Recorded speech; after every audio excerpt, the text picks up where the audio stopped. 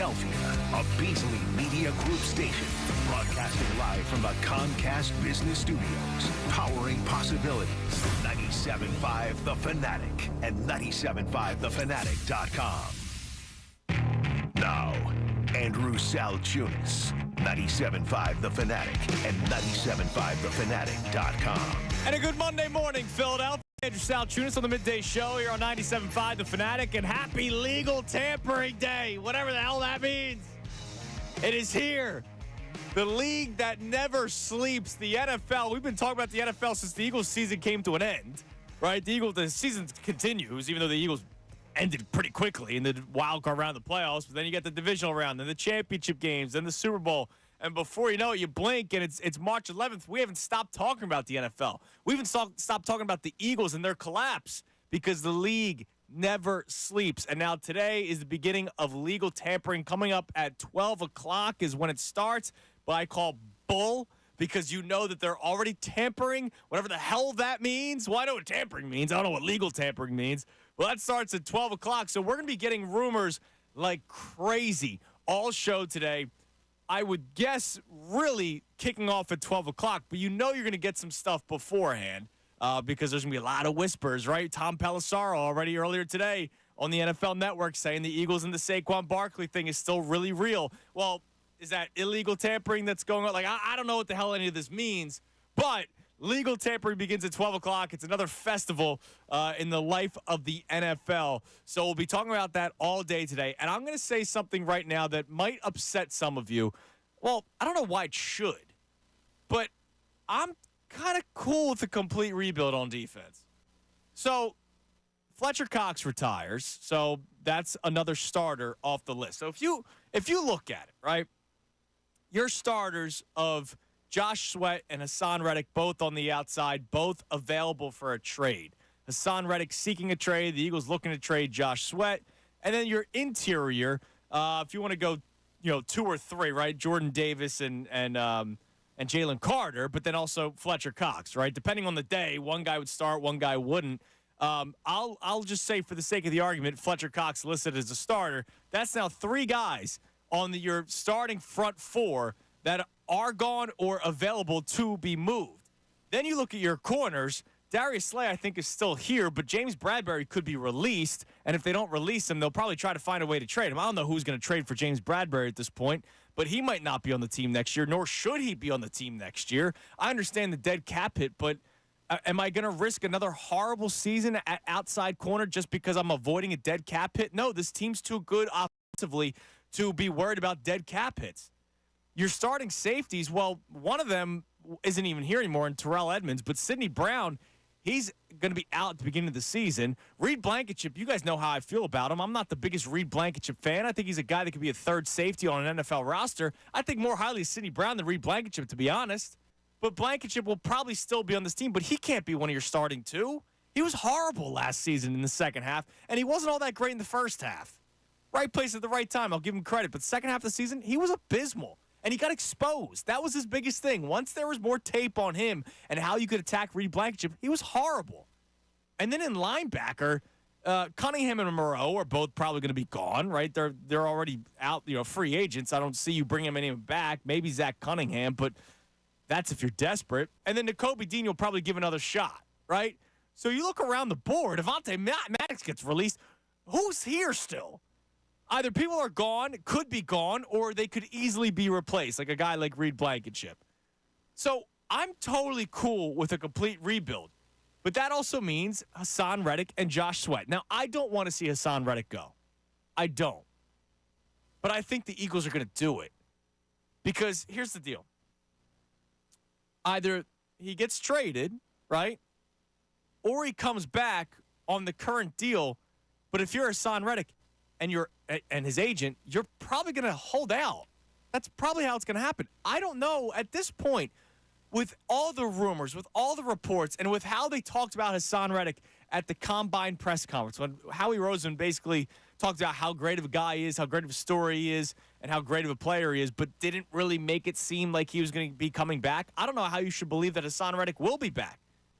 And then on the other side, I've kind of kept the same energy when it comes to Josh Sweat. I think he is a good player in the NFL. I don't think he's exceptional. Last year, 2 seasons ago now, he had a tremendous season.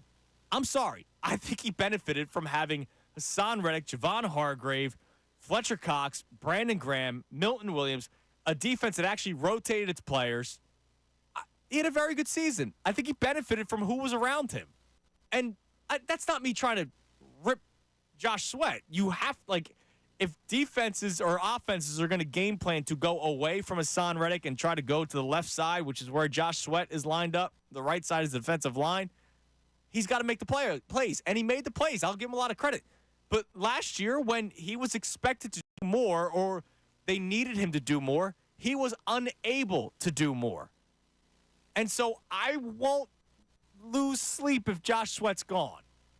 I know it was confusing this weekend when it came out that both Hassan Reddick and Josh Sweat were now available. I get it. I don't know if both are gone. I'm not 100% sure. But if it ends up being both, I'm going to be more hurt by Hassan Reddick than Josh Sweat. And if you can get something in return for Josh Sweat and then try to flip it to make it better for you, then I'm all for it. And so I'm kind of leaning toward, all right, let's go with the complete overhaul defensively. You'll still have Jalen Carter. You'll still have Jordan Davis. You're still going to have Darius Slay. Reed Blankenship is still going to be on the team. Sidney Brown is still going to be on the team. You have to expect that Nakobe Dean does more, or you have to hope, I should say, Nakobe Dean does more for you. And then you have the young corners that you're going to try to get more experience for, but Howie Roseman's going to be aggressive. And so, let's go, Howie. Get me another corner, get me a safety, get me an edge rusher. You have enough assets offensively where you're good. You have to figure out what you're doing at right guard. It's probably going to be somebody that you draft in the first round. It's probably going to be Lane Johnson's eventual replacement. There's a kid out of Oklahoma that can play right guard and then eventually move over to right tackle once Lane Johnson's gone. So your offensive line is set in the first round via the draft because it's still going to be Jordan Mailata. It's still going to be Landon Dickerson. Cam Jurgens will be your center. Whoever the rookie will be at right guard because it doesn't seem like they're in love with Tyler Steen.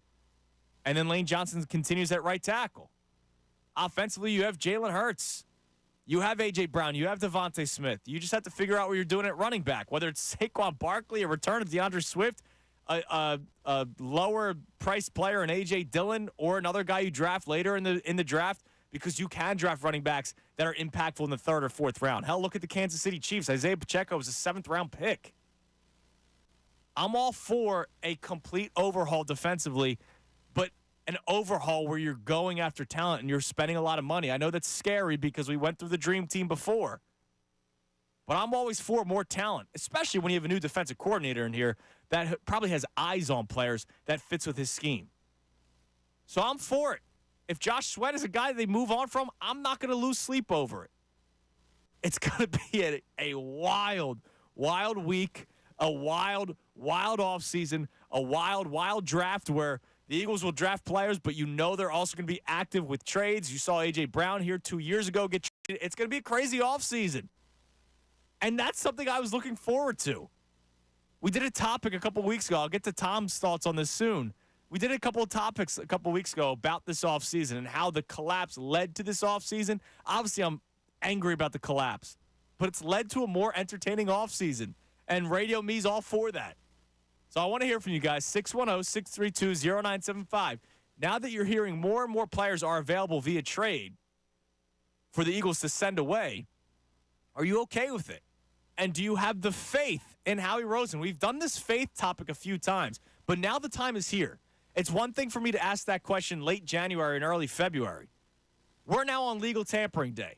Do you have the faith in Howie Roseman, who's supposed to be, who he told you will be aggressive this offseason? Do you have the faith that he will do it and get this team back into Super Bowl contenders? 610-632-0975. Also, I mentioned it already, but Fletcher Cox retires over the weekend. Brandon Graham announces that he signs one more year with the Eagles. It will be the retirement contract, right? One more year with the Eagles. Let me ask you guys something. This is a show where I also care about feeling. I know a lot of you don't care about my feelings, but I care about your feelings. How are you feeling right now? When Fletcher Cox retires, basically in the same week that Jason Kelce retires, and Brandon Graham announces he's coming back for one more year, but he will retire after the season. We're at the end of an era. How are we doing? Like, I was pretty sad, right? The Eagles put out that 3-minute long video with Fletcher Cox. I'm going back in my life, right? 13 years. Holy hell, I was in high school, right? It's been a long time. Eagles football of my high school years in college and beginning years of adulthood, it's over, man. The Eagles have turned a page in the next chapter of the franchise history while I'm turning pages in my life. I'm bummed out. Now, I'm still excited for this team. I still think that they're going to be all right. But it's a sad time. So I want you to express your feelings. Express your gratitude for Jason Kelce, Fletcher Cox, Brandon Graham. Express your gratitude for Lane Johnson, who's still here. But open up a little bit about yourself. How you feeling right now? It's a tough time. There's a lot of sad people on social media yesterday. 610-632-0975. Get to all your calls. Get to Tom's thoughts because Ray is down in Fort Worth traveling with the Temple women's basketball as they got their conference tournament. It's March Madness officially. So Tom filling in for Ray. For as many days Ray will be out. So we'll get his thoughts, get to your calls next. Also, I will give you all the rumors that are surrounding the Eagles because there's a lot of them. I couldn't fit them in the opening segment, so we'll get to them next. All the rumors, all the players that the Eagles may be linked to. We'll talk about that next right here, 97.5 The Fanatic. Fanatic Sports Update. Fletcher Cox retires. I'm Tom Alvord, and this update is brought to you by Triple.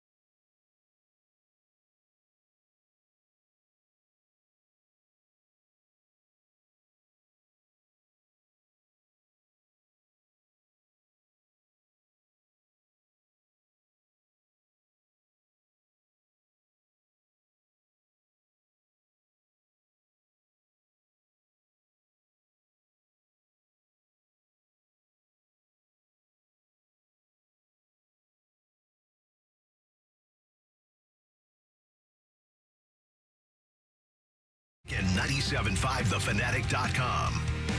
It is 10:20 on the Midday Show, 97.5 The Fanatic, 10 o'clock hour, brought to us by Window Nation. Take advantage of Window Nation's 50% off sale on all style windows, plus make no down payment with no payments and no interest for 12 full months.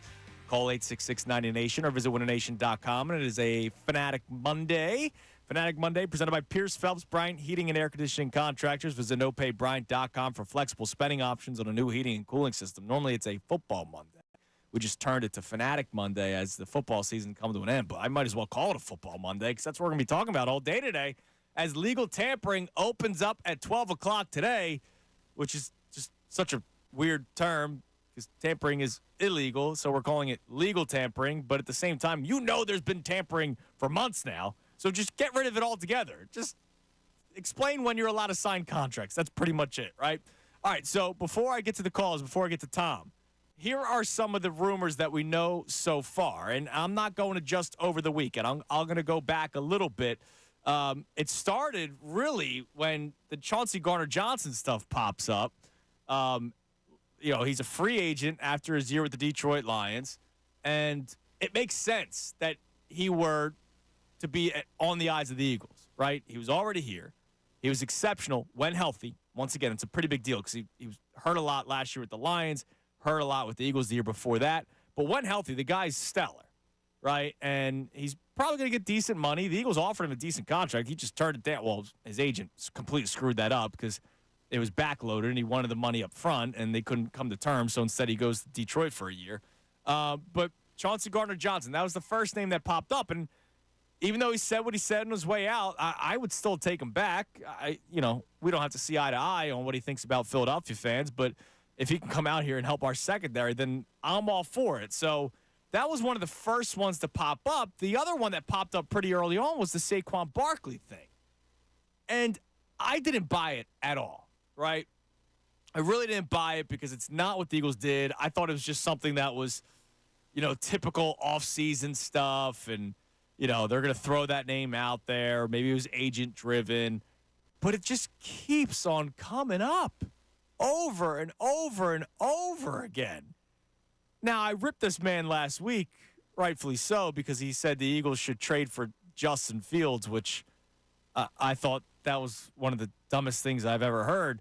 But Michael Lombardi, who, once again, said the Eagles should trade for Justin Fields to be the backup, and they should play 2 quarterback sets, which, whatever.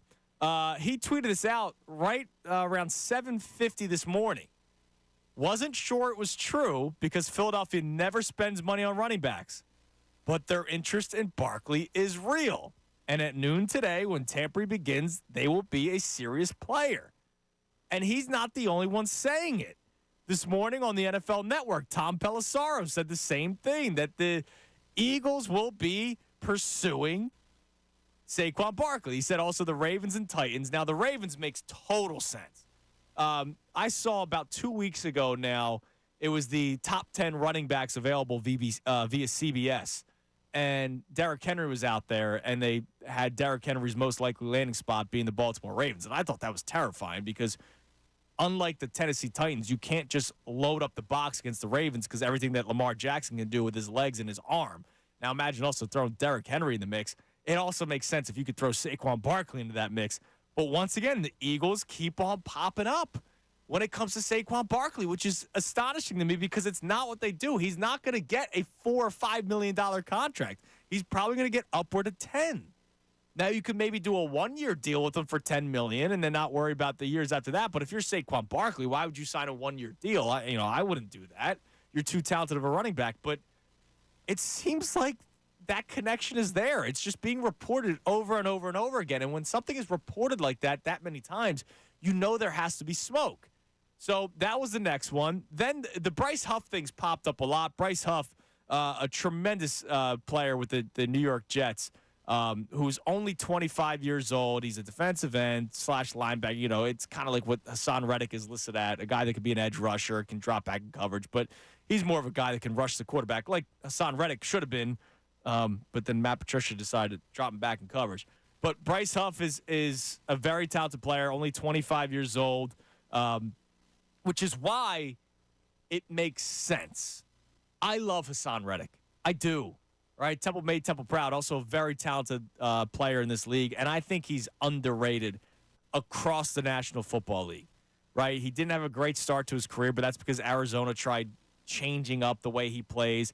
Then he has a great final year in Arizona, goes to Carolina, has more of a resurgence with his college coach, Matt Rule, right, where he played the way he played in college, and then comes here and was spectacular, but he's 30 years old. Bryce Huff, similar player, 25. So if you end up moving on from Hassan Reddick, you trade him, and you also end up moving on from Josh Sweat. Well, Bryce Huff is the obvious piece number one that you bring in. Now, who's the obvious piece number two? This is where the Eagles are doing their PR due diligence.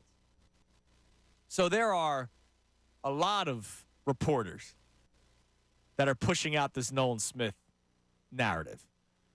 Howie Roseman himself pushed the Nolan Smith narrative during his last press conference. Remember, he also said, hey, Nick and I have to understand, or Nick has to understand that it's okay to play some of the younger players, right? And I did not want Nick Sirianni to come back, but if I'm Nick Sirianni, what do you mean, Howie? I'm trying to win games here. I got to get my vets out there. The Nolan Smith PR tour right now, where he's not the one that's actually doing the tour, it's just the way Howie's wording it for a lot of people. If you guys thought as highly as you do now via the media, why didn't he play? And you knew that Hassan Reddick and Josh Sweat were cooked come the end of the season. Why weren't you letting this guy play? They also did that with Nakobe Dean, right, after they didn't bring back TJ Edwards, and they're doing that again this year, this offseason, because he was hurt, but they still think highly of him. That's their kind of PR spin to make us still think that they feel comfortable with Nakobe Dean and Nolan Smith. You know why? Because you can't pay everybody top free agent money. You can't. So I wouldn't be surprised if they do get rid of both Hassan Reddick and Josh Sweat, that it's going to be Bryce Huff as one option and then Nolan Smith. But Derek Gunn over the weekend joined our man Bill Calarulo, and he talked about both Hassan Reddick and Josh Sweat, and he doesn't believe that they'll both be gone. I can't see them letting both get away. You can't, because you're decimating your D-line. Your defense is already decimated as it is. If Fletcher Cox officially retires, and you look at the back end of that defense, they need safety. They need linebackers. I can't see them letting both of these guys just walk. I think they're going to stack the pluses and the minuses of letting one or the other get away based on whatever offers they're getting out there, and maybe let one get away at the most. But both of them, I'd be shocked if they let both of them get away. Now, I trust Derek Gunn when it comes to the Eagles coverage a lot, man. I trust him. But I also wonder if this Nolan Smith latest PR tour of we think really highly of him kind of opens the door to allowing both guys go. Lastly, speaking of Derek Gunn, he was also, again, he was on this weekend with Bill Calarulo. He talked about A.J. Dillon as a name to keep an eye on. Now, that's a typical Eagles Howie Roseman move, a guy that you can get for cheap and probably on a one-year deal. Here's the problem. He looks washed. I wanted him out of the draft at a Boston College. Because they got him in the second round. I really wanted the Eagles to get after him. I talked about it a lot on the air. I thought he was a nice complimentary back with Miles Sanders back in the day. And because you had Miles Sanders, you wouldn't have to play A.J. Dillon all that much because he was dealing with leg injuries when he was already in college, which is always a scary sight. And then he comes into the league and is actually all right. 2020 he didn't play all that much, but then 2021 he scores 5 touchdowns, has 803 yards. And by the way, this is with Aaron Jones, right, as a complimentary back. The next year he scores 7 touchdowns, 770 yards, averages 4 yards a carry. Last year he looked horrible. And last year may have been, part of it was Aaron Jones was hurt, but it's not like Jordan Love wasn't playing well. So, you'll be able to get him for very low money, right? So maybe that's why he's on their list. But, I'm not going to be celebrating if they end up getting A.J. Dillon. I don't need Saquon Barkley. Radio me needs Saquon Barkley. But like Eagles fan and football guy me doesn't need Saquon Barkley. I don't want A.J. Dillon. I'll take Saquon Barkley. I don't want A.J. Dillon. So those are some of the rumors. If there's more that come out, I promise I will give them to you because there's going to be a ton of them. It's going to be a very, very fun offseason, like a very fun offseason. And right now, in March, I'm all for that. 610-632-0975. Let's go to the phone. Let's go to Greg in media. What's up, Greg? Greg, it's Graf, dude. What's up? Oh, what's up, Graf? How you doing, brother? I'm doing all right, man. How you doing? I'm great. Now that I know it's you, I'm even better. Oh, my man. Listen, the offensive free agency situation makes me nervous because whoever we wind up signing now is part of a Nick Sirianni scheme, and that just skeeves me out. Like you're going to spend all that money for Saquon Barkley to do what? I would rather spend less money to extend, get a contract with DeAndre Swift, bring him back. But then you say to yourself, well, we had DeAndre And they barely used him last year. Yeah, dude, it's just so aggravating. I'm honest with you, Andrew. It's the most aggravating thing in the world that this dude comes back and you have an embarrassment of riches in free agency this year. And, we're stuck here saying whoever we bring on board offensively is now under the scheme of Nick Sirianni. It kind of makes me, it makes me sick. Right. If it is his scheme, though, we don't – it's weird, right? So he does the whole I'm the head coach now. There's all the reports that Kellen Moore was going to have full say in the offense. And then all of a sudden it comes out again 2 weeks ago that Nick Sirianni wants to still be involved. And so – it drives – and that's the thing that drives me nuts, man, because, Kellen Moore, I have more faith that Kellen Moore is going to look at the talent he has and design, an actual playbook around it than I do Nick Sirianni changing and trying to, keep pooping on plants and calling it fertilizer. It's the most aggravating thing. Now, when it comes to the defense, I love the fact that Vic Fangio is going to be involved in this. I don't want DJ coming back. I know isn't Jamal Adams a free agent out of Seattle and Kevon Wallace too? Well, yeah, they cut him. Look, I don't know what Jamal Adams has left, man.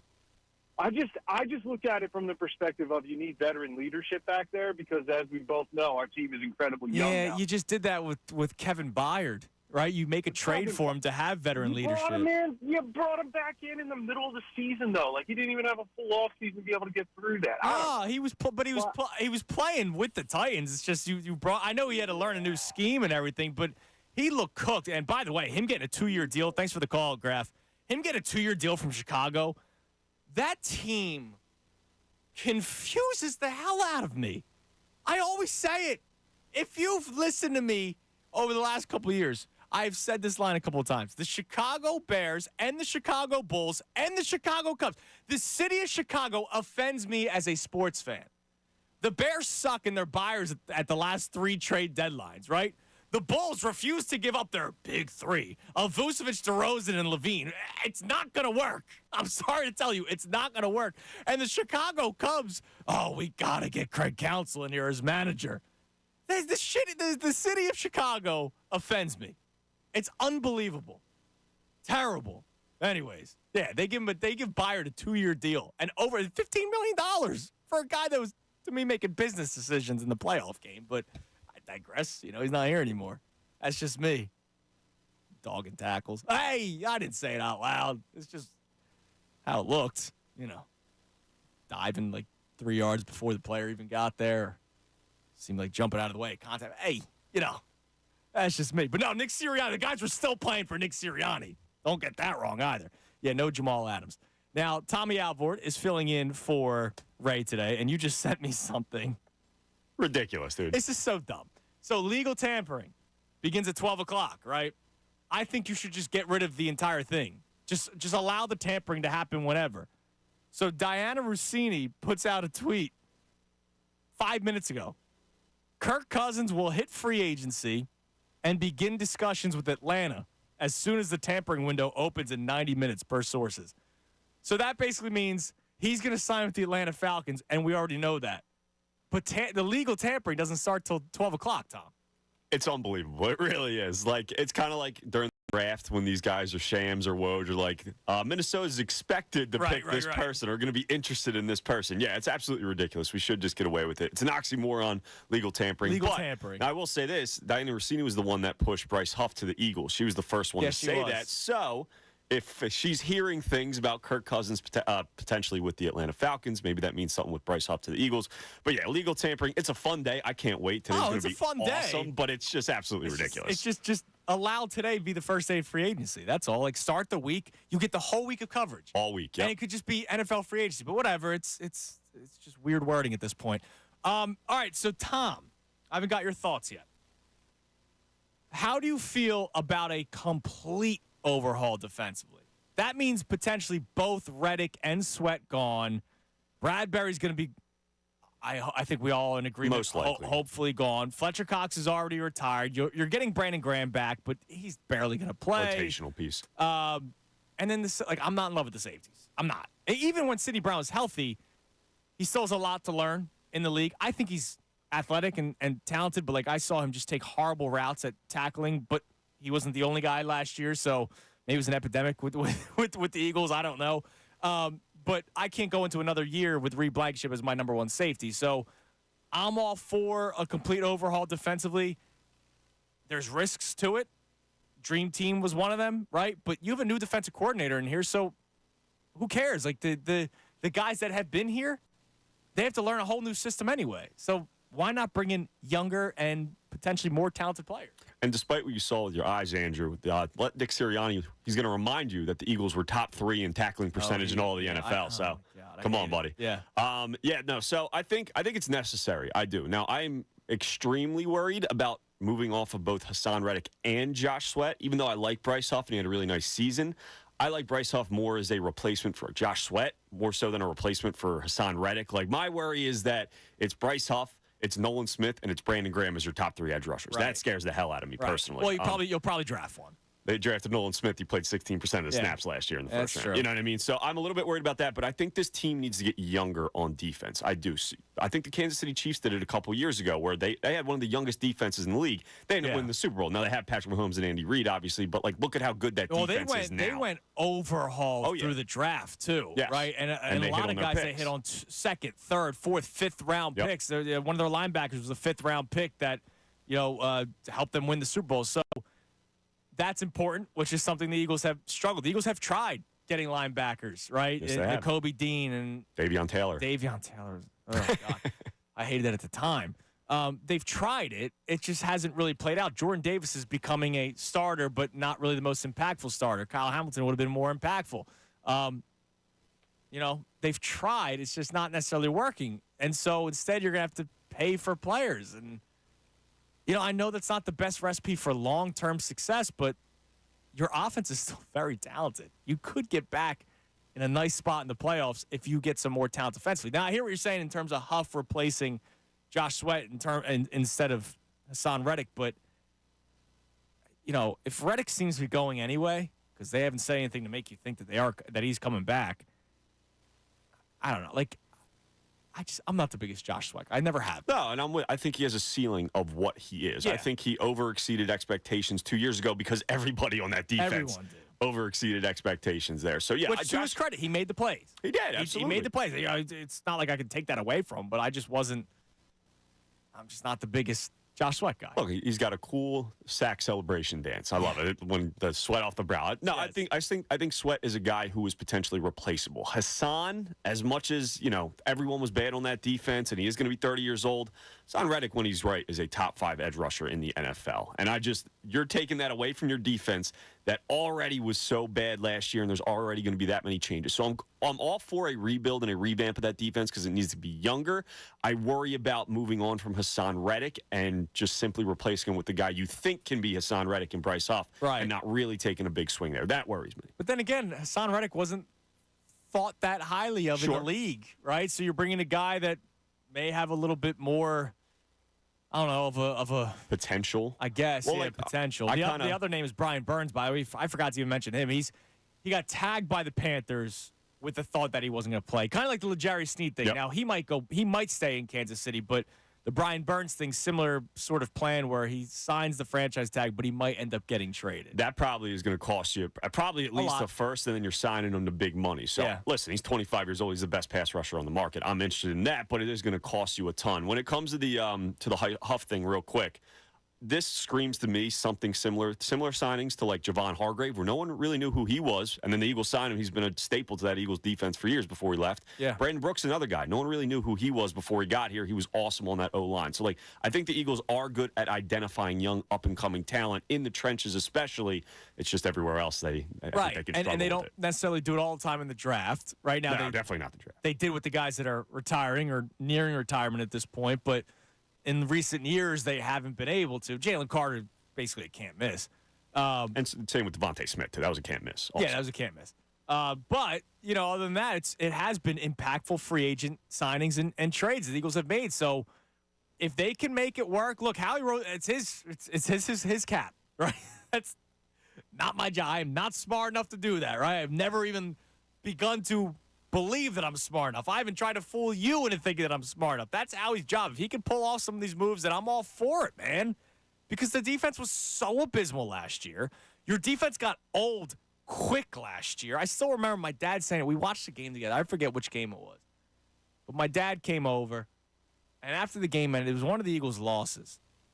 And he said to me that, like, sent a shiver down my spine. And this was before the collapse, right? Uh-huh. It was early. It was like it might have been the Niners loss or something. But he said, man, this team looks like it's getting old and quick. And I was like, ugh. And I remember bringing it up on the air, not truly believing it, right? Like, that's my dad talking, right? That played out. He was right.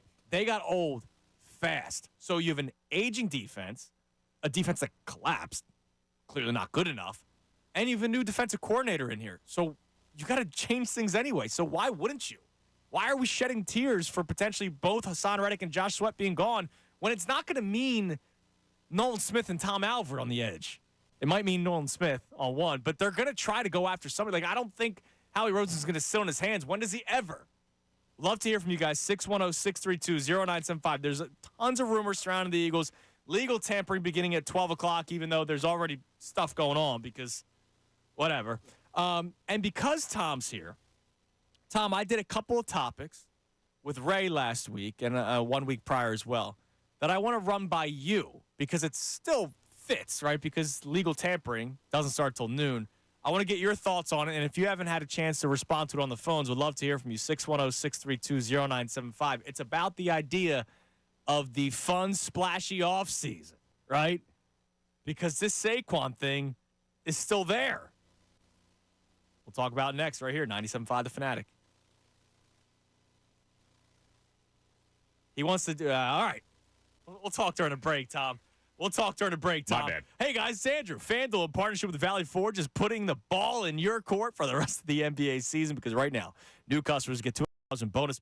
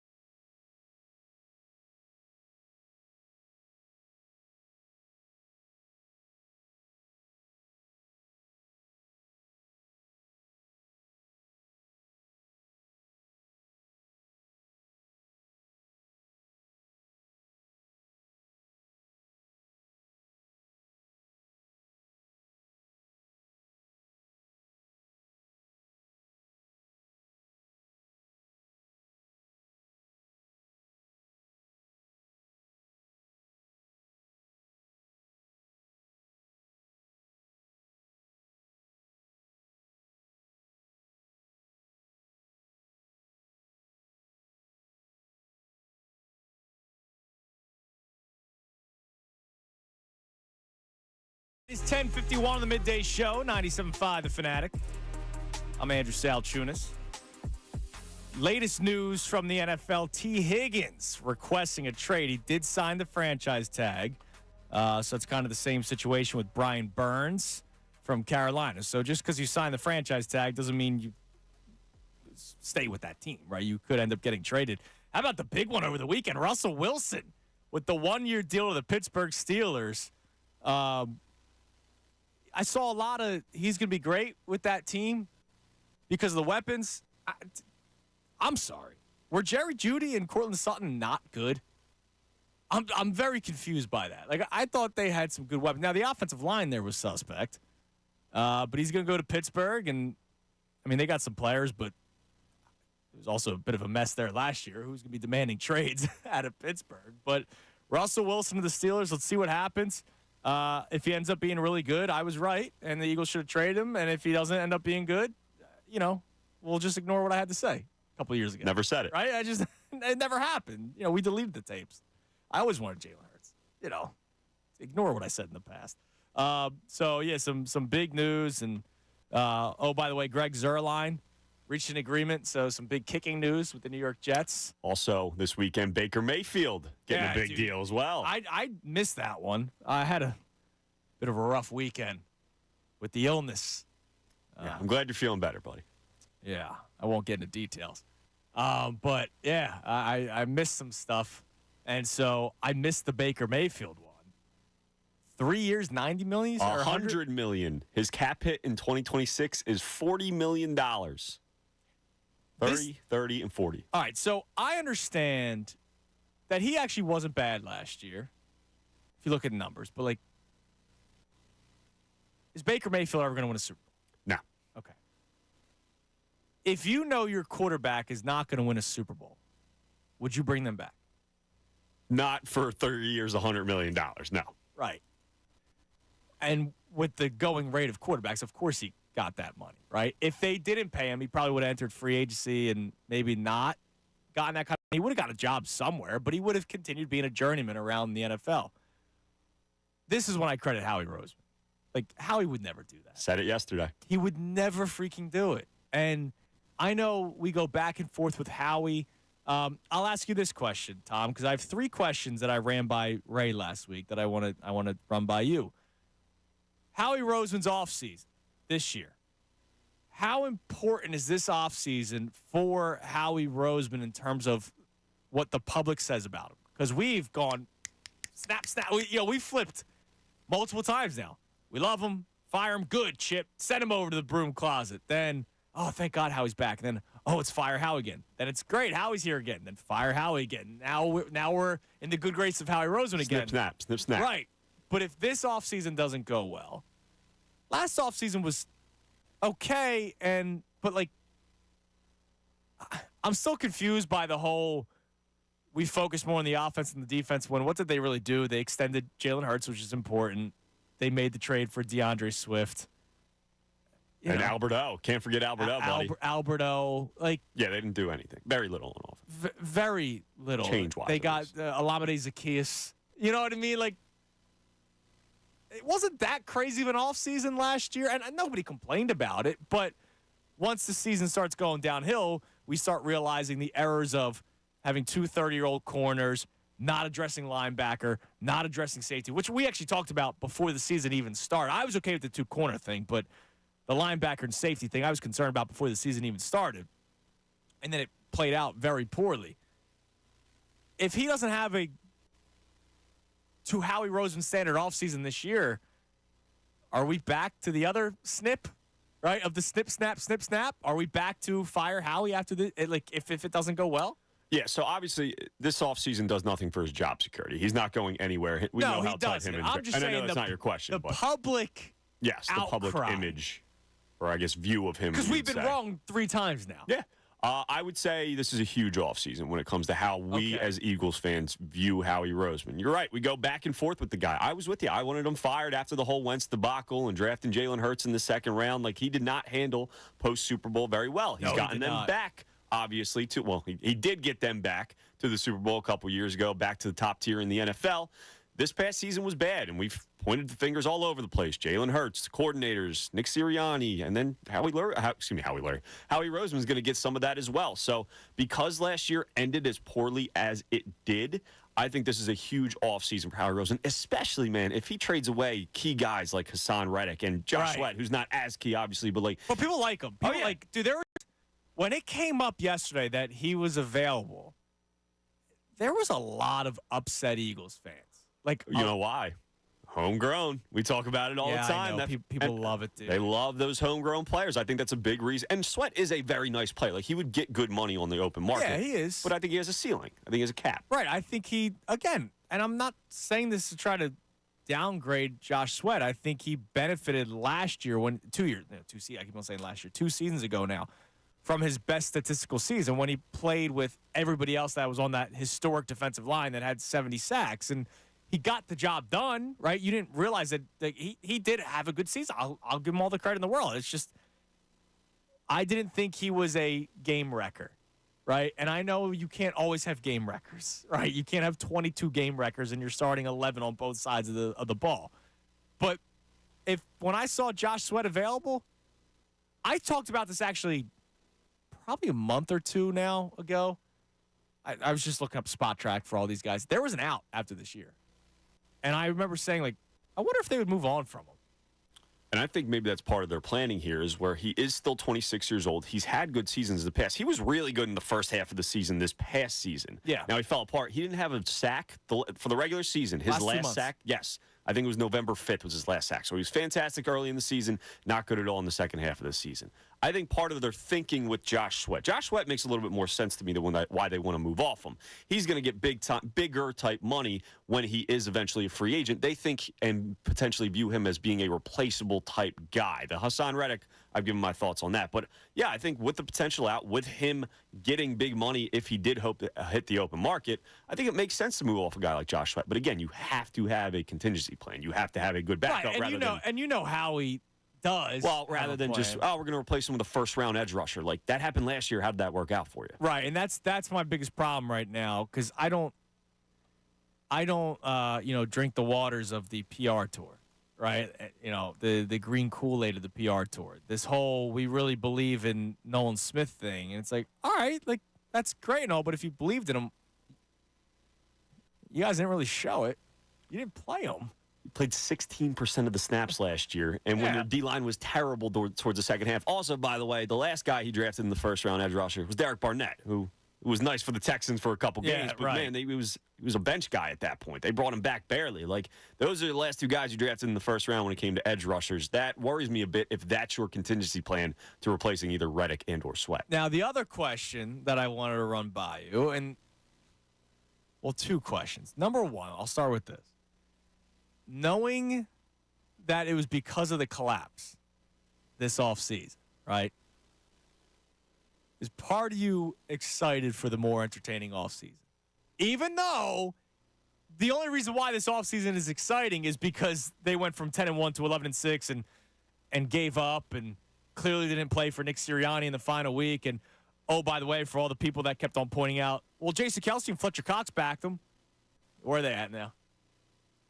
The 2 guys that had the most, the most public backing of Nick Sirianni are no longer here. Yeah, and also we are getting a little bit of breaking news here. I got it, buddy. Hit it. I see Breaking it. sports news from 97.5 The Fanatic and 97.5thefanatic.com. Hashtag Howie season, man. Hashtag Howie season. He doesn't sleep. The Eagles, 4-year extension for one Landon Dickerson. So you still got your left guard for years to come. Love that. All right, so Jordan Davis, Landon Dickerson, Cam Jurgens, probably Lane Johnson's future replacement at right guard.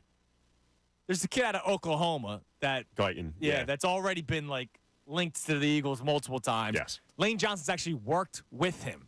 Like the 2 of them have worked out recently. So, and you know that Lane Johnson's going to be one of those guys that's going to try to usher in the new era because he's going to be the last one, right? So Guyton could be your potential Lane Johnson replacement that plays right guard, and maybe he stays at right guard. Landon, I've talked about this before. think about all the replacements of Jason Kelsey.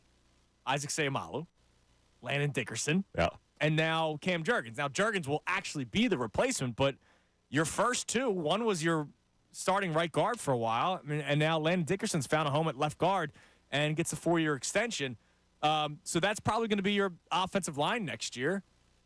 Your offense is still there. Hurts, Smith, A.J. Brown, Dallas Goedert, they're all still there. Now you just need to plug and play with the defense. Love the Dickerson extension. He is one of the better guards in the league. I know it's tough to really pay attention to who's the best guards in the league. We're not really watching that when we're watching the NFL game, but like he grades out as one of the better guards in the league. This guy is a stud. Would love a Devontae Smith extension if we're in the mood of giving extensions away there, Howie Roseman. I wouldn't be surprised if that happens. I mean, everybody that's talked about it, everybody that covers the team is expecting. Well, now, especially with T. Higgins getting traded, he's going to set the market potentially of more and more money for wide receivers. Yeah, you might want to get that done soon. Get that done as soon as you can. I love the move. I think it's a good thing. Yeah, your offense is set, man. You got it. Yes, there's going to be a little bit of growing pains with Cam Jurgens. He's learning not learning a whole new position, but he's going back to a new position from 2 years ago. Back to a new position, and he's replacing Jason Kelsey, by the way. Like, there's going to be some growing pains. All you really have to replace is your right guard and figure out what you want to do at running back, and, of course, like depth guys at tight end and receiver. So the offense is good. I love the idea of what we're doing here with Landon Dickerson. Your initial question, my apologies for this. I know that. Don't apologize. Breaking news, damn it. All right. Knowing that it was because of a collapse.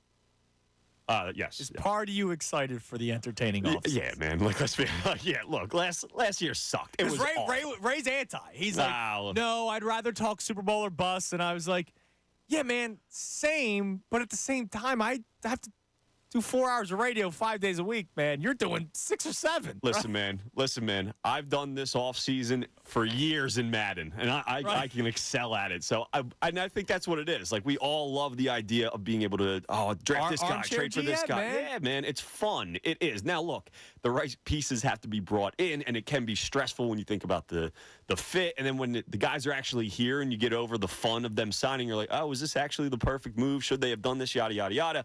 However, in the moment, this is a ton of fun. So, yes, as much as last year sucked, and as much as I do have concerns about this team going forward, potentially, especially with the head coach and some cracks in the foundation, this next couple weeks are going to be so much fun. Absolutely. Now, last one, as I run the gamut with you. This one was a pretty tight poll that we ran. All right.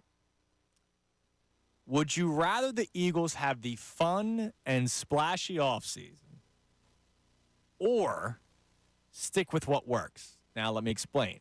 Fun and splashy would be paying for a safety, would be paying for a linebacker like Patrick Queen, right? Would be paying for Saquon Barkley. So we'll get to the Barkley thing momentarily. That's fun and splashy. Or stick with what works, which is, folks, Bryce Huff might be fun and splashy, but that's a stick with what works, right? Yes, you get the correct. Edge rusher, the trenches, right? The draft is going to be all about sticking with the organizational philosophy. Trenches, man. Trenches. So fun and splashy, or what they have been doing, which has worked, which has gotten them to the playoffs 6 out of the last 7 years and 2 Super Bowls in the last 7 years. I think it's stick with what has worked. I do. Now, look, I love a fun and splashy offseason as much as the next guy. And I think you have to tweak some things. You can't completely ignore the safety position, ignore the linebacker position like you have had in the past. I just think this team has been a stagnant and a constant in the NFL. Has been a constant in the NFL where they are always at the top. This is one of the best-run organizations in sports, regardless of how we feel about them right now. Built through the trenches, the defensive line, offensive line, figure out what positions are most valuable to an NFL team. You have your top corner in Darius Slay. Make sure you get a safety, but find guys in the positions that you can when it comes to running back, linebacker. Don't necessarily use top assets on them if you don't have to. Don't overpay for them. So it's worked for the Philadelphia Eagles. I think it needs to be tweaked a bit. Okay. I'd love a linebacker in the 2nd or 3rd round. I'd love them to maybe pay a little bit more money than they have in the past to a linebacker. Safety, I really want a safety. I don't know if it's going to happen, unfortunately, but I think stick with what has worked is probably the smartest move for the Eagles. Just tweak it rather than the splashy offseason, even though it'll be a lot more fun. I've been leaning more and more to fun and splashy. Yeah. And I know I sound weird saying it, right? Like, I've done the whole Howie Roseman conversation, right? Where anytime somebody's critical of Howie, of linebackers and the moves that he's made, if I'm Howie Roseman, I go, what are you complaining about, man? Like, he said it to one fan. He literally said it. Yeah, he literally said it walking off the field one day. You like that Lombardi that I got you in 2017-18? Did you like getting back a few years ago with the roster that I had to reshape? Yeah, off of my own errors that I made, but everyone thought we were dead and out, right? Once we moved on from Carson, everybody wanted me fired, but I was able to get us back, and I did it with cheap linebackers and cheap safeties and, trading for guys on one-year deal. Like, I know people are tired of it, the trading for a running back on a one-year deal, but it's worked. Or letting a guy play out through his final year and not extending a running back, right? Some positions, you don't let that happen. You just saw it with Landon Dickerson. You didn't want to go into the final year of the contract. You want to work out that 4-year extension. You're probably going to do it with Devontae Smith. You don't want to let a guy get to the final year of the deal unless you don't want to bring him back. I'm sure they would welcome Hassan Reddick back if he was willing to play under the salary that he's at right now. Sure. But they don't want to rework that deal. Miles Sanders, they had no problem playing him on the final year of his deal, and they let Carolina overpay for him, and he ended up being a complete disaster in Carolina. He was a third-string back at one point last season. Right, exactly. So Howie Roseman goes, well, the way I've done it, the 2 times we've gotten to the Super Bowl in the last 7 years, well, it's worked. Why are you doubting me? But I wouldn't mind a fun and splashy offseason, man. Well, and that's what I mean about, like, the tweaking of things. Or you can still have your same philosophies. You can draft Guyton in the first round, the offensive lineman. You can go sign Bryce Huff to be Josh Sweat's replacement. But at the same time, you have to realize, look, the safeties were not good at all last year. And you can't just rely on, who's going to get bought out at the linebacker position in Shaquille Leonard. So, to me, have your same philosophies, but, hey, or go get Justin Simmons on a 2-year contract who's fit in with Fangio's scheme. Maybe pay him a little bit more money than you're used to paying a safety. You don't have to go give the 5-year contract to Xavier McKinney, as much as I would love that. Yeah. But, change it a little bit, tweak it. So I think it's the smart thing. But like you said, the fun and splashy offseason. And it's not for, people aren't wrong for thinking that they need a fun and splashy offseason. Last year was a historic collapse. 6 of the last 7 games, you get blown out by Baker Mayfield. Things have to change. You have to have a bit of a wake-up call. So I understand why people like yourself have that thought process. And here's the other thing. How much are these changes because of what happened down the stretch? It's possible. Look, there's a lot of reports about Jalen Hurts and his leadership, right? They can't move on from him, right? And they're not going to. Nor should they. It would be ridiculous for them to move on from him.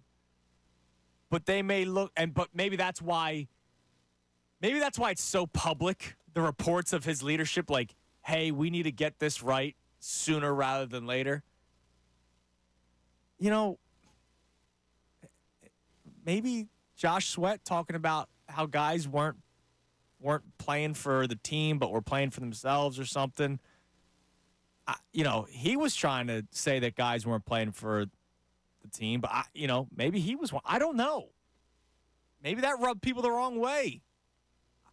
I wonder how much the collapse may be leading to some of these moves too. Well, and not just on the field of play. There was a report over the weekend from John McMullen, who covers the NFL, that said that the Eagles weren't happy about some of the disciplinary, or I guess it was I'll find the exact phrase, but pretty much they weren't happy how the veterans on the defensive side of the ball handled some of the criticism and being asked to change. I'll find the exact tweet, but yeah, it was a little bit of who are the veterans other than other than Fletcher Cox and Brandon Graham, one retiring, one coming back for the 1-year deal?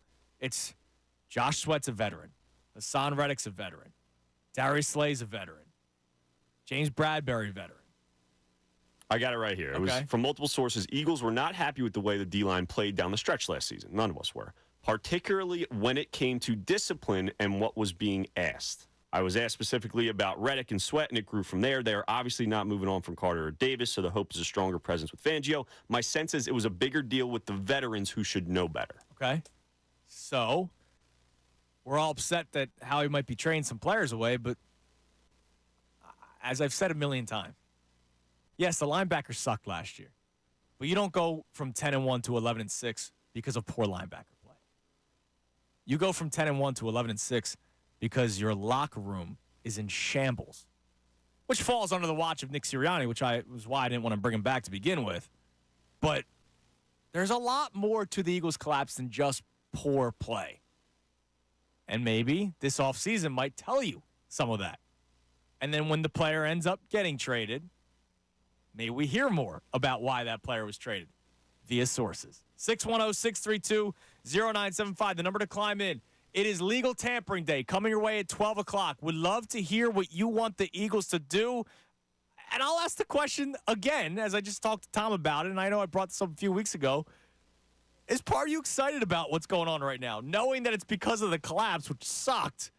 But I'll be honest, guys, like, I feel a little bit more juice on March 11th than I normally would. March 11th last year, I was probably bored out of my mind doing the show, right? Like, a little bit different right now because the Eagles are linked to a lot of people, and that excites me. So let's talk about it. 610-632-0975. Also, to pay more tribute to Fletcher Cox retiring over the weekend, Brandon Graham announcing that he's coming back one more year, but it's the retirement year. Jason Kelce obviously announcing his retirement 1 week ago today. I want to kind of look back over the years of Kelce, Fletcher Cox, and Brandon Graham, and Lane Johnson too, and try to remember as much as we can everything that freaking happened. Because, boy, was there a lot. During Jason Kelce's retirement speech, he reminded me of things that took place that were, stories that I didn't remember at the time. So there's a lot to it. So we'll look back at it next right here, 97.5 The Fanatic. Fanatic Sports Update. Another legend hangs it up. I'm Tom Alborn. This update is brought to you by Dell Technologies.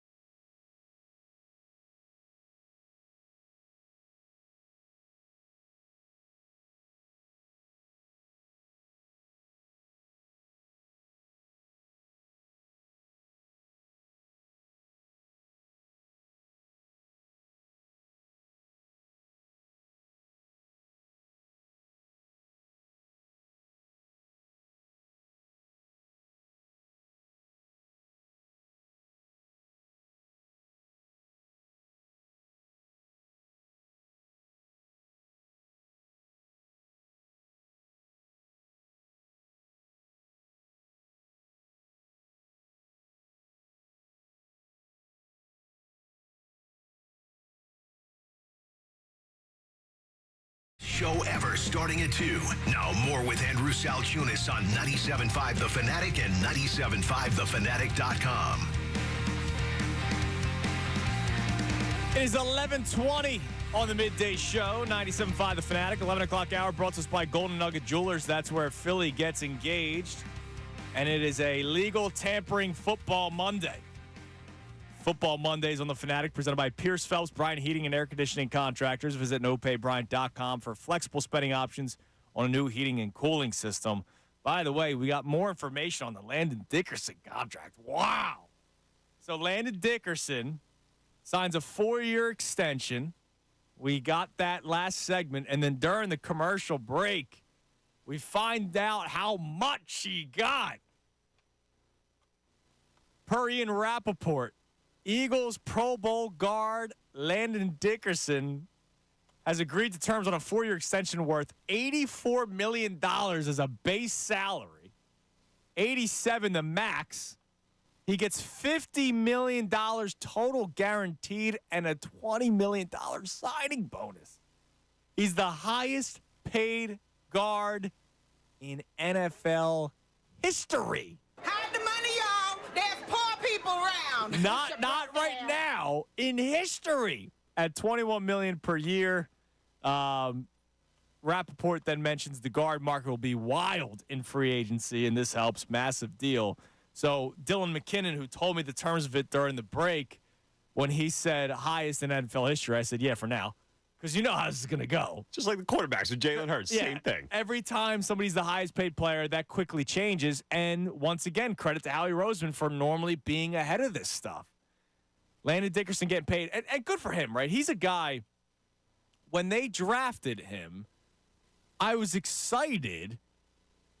But I will be honest with you, I was more concerned than excited because he was hurt. What, going back to his senior year of high school. Hurt all the time. He never finished a season. Senior year of high school, all his years in college.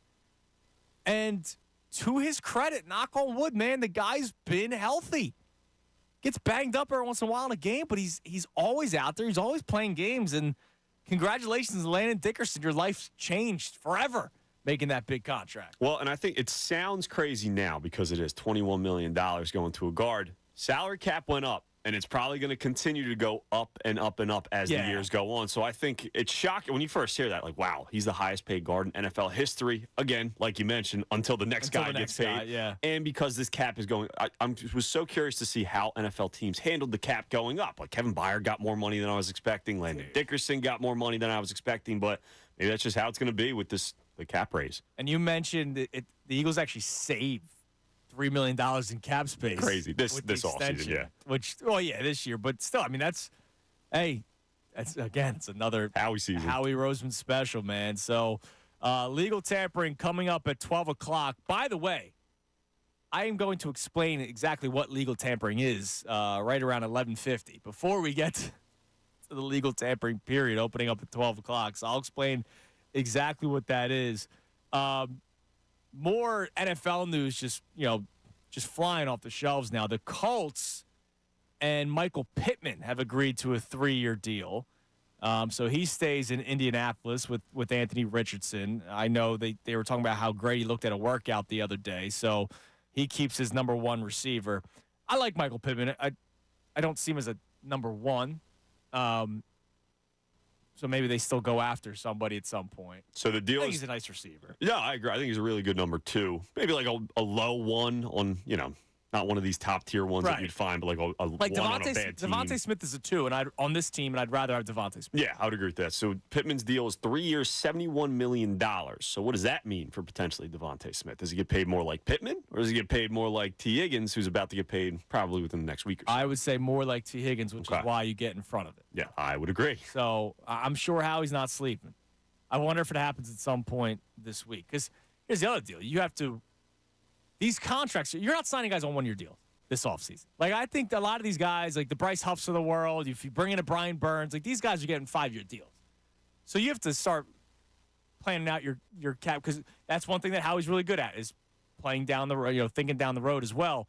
And he even said that during, one of his quotes this offseason I think it was about Hassan Reddick when he was talking about how he's got to think about the now and the future, right? So I wouldn't be surprised if that gets done at some point this week, because you also have to, when you're signing all these other guys, when free agency is officially open on Wednesday, you have to have all that stuff locked up and in check. So we'll give you more information as more rumors and more news comes out. The big one so far for the Eagles is that Landon Dickerson is staying, and as of right now, he's the highest paid guard in NFL history. But something I want to do to continue to honor the Eagles legends that are retiring. So Fletcher Cox announces his retirement over the weekend. Jason Kelce we knew last week, and Brandon Graham signs for one more year, and then he's done. Like, if we know for a fact it's the retirement year. So Brandon Graham's first year was 2010. Kelsey's was 11, and Fletcher Cox's 12, which is awesome, right? The 10, 11, and 12. And I just kind of wanted to just quickly run through as much as we can. Try to remember as much as we can of what's happened with the Philadelphia Eagles since 2010. Because there's a lot to it, right? Like, the Philadelphia Eagles have had a lot of success, but let's face it, Tom, there's been a lot of nonsense that's also happened with this Eagles team. Like, credit to Howie Roseman and credit to this organization. How many times have we said that they are the most successful, one of the most successful organizations since the turn of the century? Since 2000, they've been one of the better one of the better franchises in the NFL. But it hasn't been a lack of drama either. So 2010, when BG first gets here, it's still Andy Reid, but man, we're going through the Michael Vick days, right? Like, Michael Vick and Jackson's still here because Chip hasn't come over and had a reporter agree to write up a fake story about him. And there's still 3 years of Andy Reid left, right? Andy Reid was here for all three of them. And you're going, man, right? Like, you're remembering how long Andy Reid was still the head coach of the Philadelphia Eagles. The 4-12 season wasn't until 2012. So you go 10-6, and you unfortunately lose in the wild card round. Then 2011, you go 8-8. Then 2012 was just a mess, and then Andy Reid gets fired. So you're at the end of the Andy Reid era, and back in 2008, I mean, you're still a team that's making the conference championship game, right? And then you have to change, and you go to Chip. And now this is when everything goes bananas, right? Like, there were stories back at the end of the Andy Reid era, right, that we all remember. And, Jason Kelce, it was very emotional when he told the story of Andy Reid's son passing away and how he saw the paramedics and all that kind of – it was terrible. But when it comes to, like, the football drama, Chip Kelly was the king at it. Chip comes here, and they go 10-6. So now all three players have played at least 1 year in the NFL, right? Brandon Graham's entering his fourth season, who, by the way, just Brandon Graham himself had drama surrounding him. Not anything to do with him, just the fact that he wasn't Earl Thomas, right? You got all the Earl Thomas stuff. He's blocking everybody on Twitter, right? It's just crazy, which I don't blame him. He's getting heat every single day just because he's not Earl Thomas. And so you got Brandon Graham. Jason Kelce's now entering his third season following, now year one of Chip Kelly. Fletcher Cox is entering his second season, entering year one of Chip Kelly. And it's like Madden, that offense. It's incredible. With Foles / Vic and McCoy and Deshaun Jackson, it's amazing, right? And they go to the playoffs, and we all know Nick Foles leaves the field with the lead. And then year two happens, and Howie Roseman's getting kicked to the curb. Chip Kelly, I still remember, because that's when I'm starting here, right? I've been here since 2014. Chip Kelly, I remember the line, yeah, he's a heck of a cap guy. Right?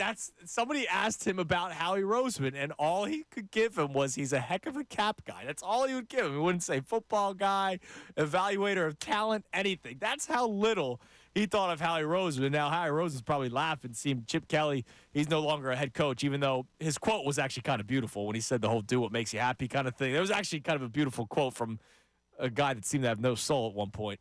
But he kicks Howie to the curb, and they finished with an identical record, but it's not good enough to make the playoffs. Mark Sanchez has the Thanksgiving Day. Mark Sanchez goes to Geno's, right?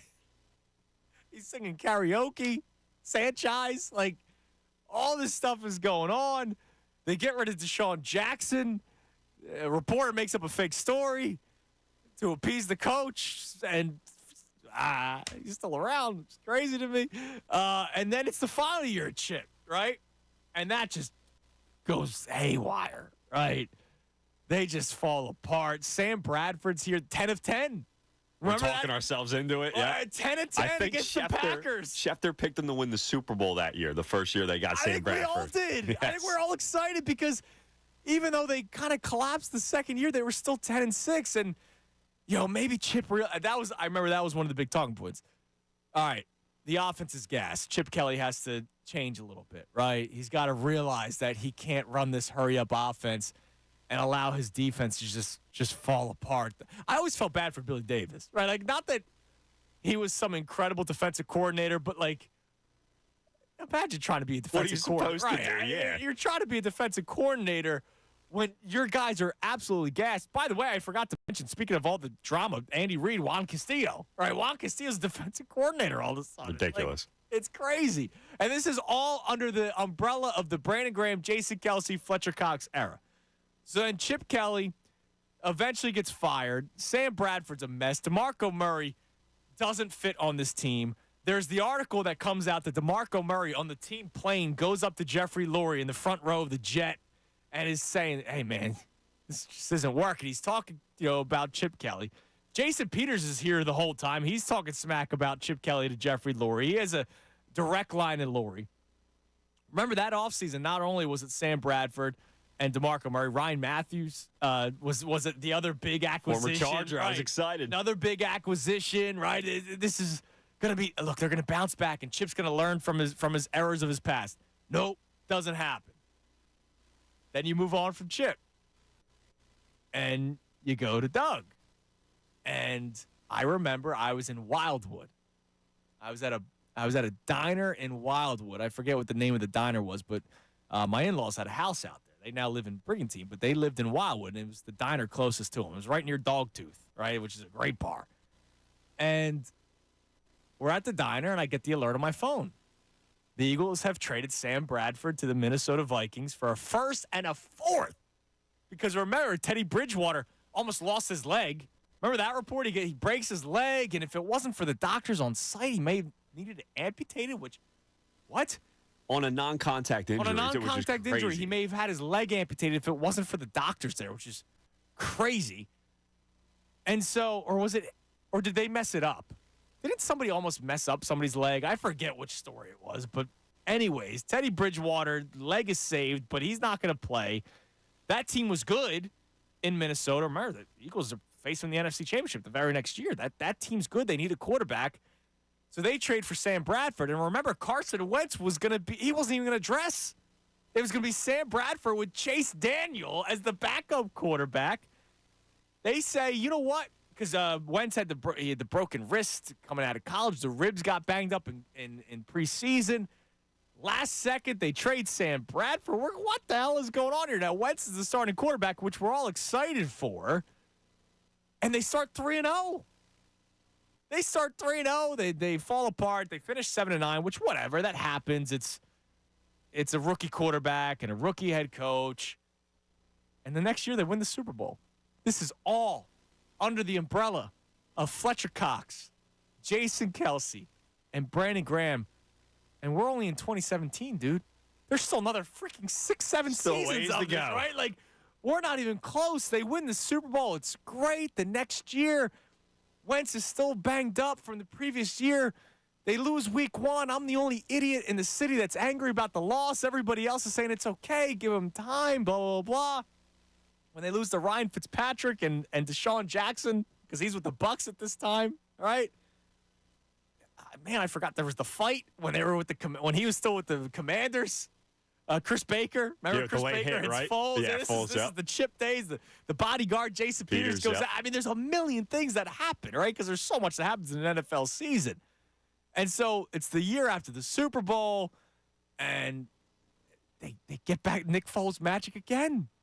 I didn't even have to talk about the magic of the Super Bowl because we all know it. But then it's Nick Foles magic again. There's shrines. There's, should they keep Foles? Should they trade Wentz? Oh, yeah. My dad was a big Foles guy. Mine as well. There's so many Foles people out there. And I was the ass that wanted to trade him to the Browns for a second-round pick. Mike Silver reported it. Ended up being false. Thanks a lot, Mike. But at least you give me a weekend of content out of it. I appreciate it.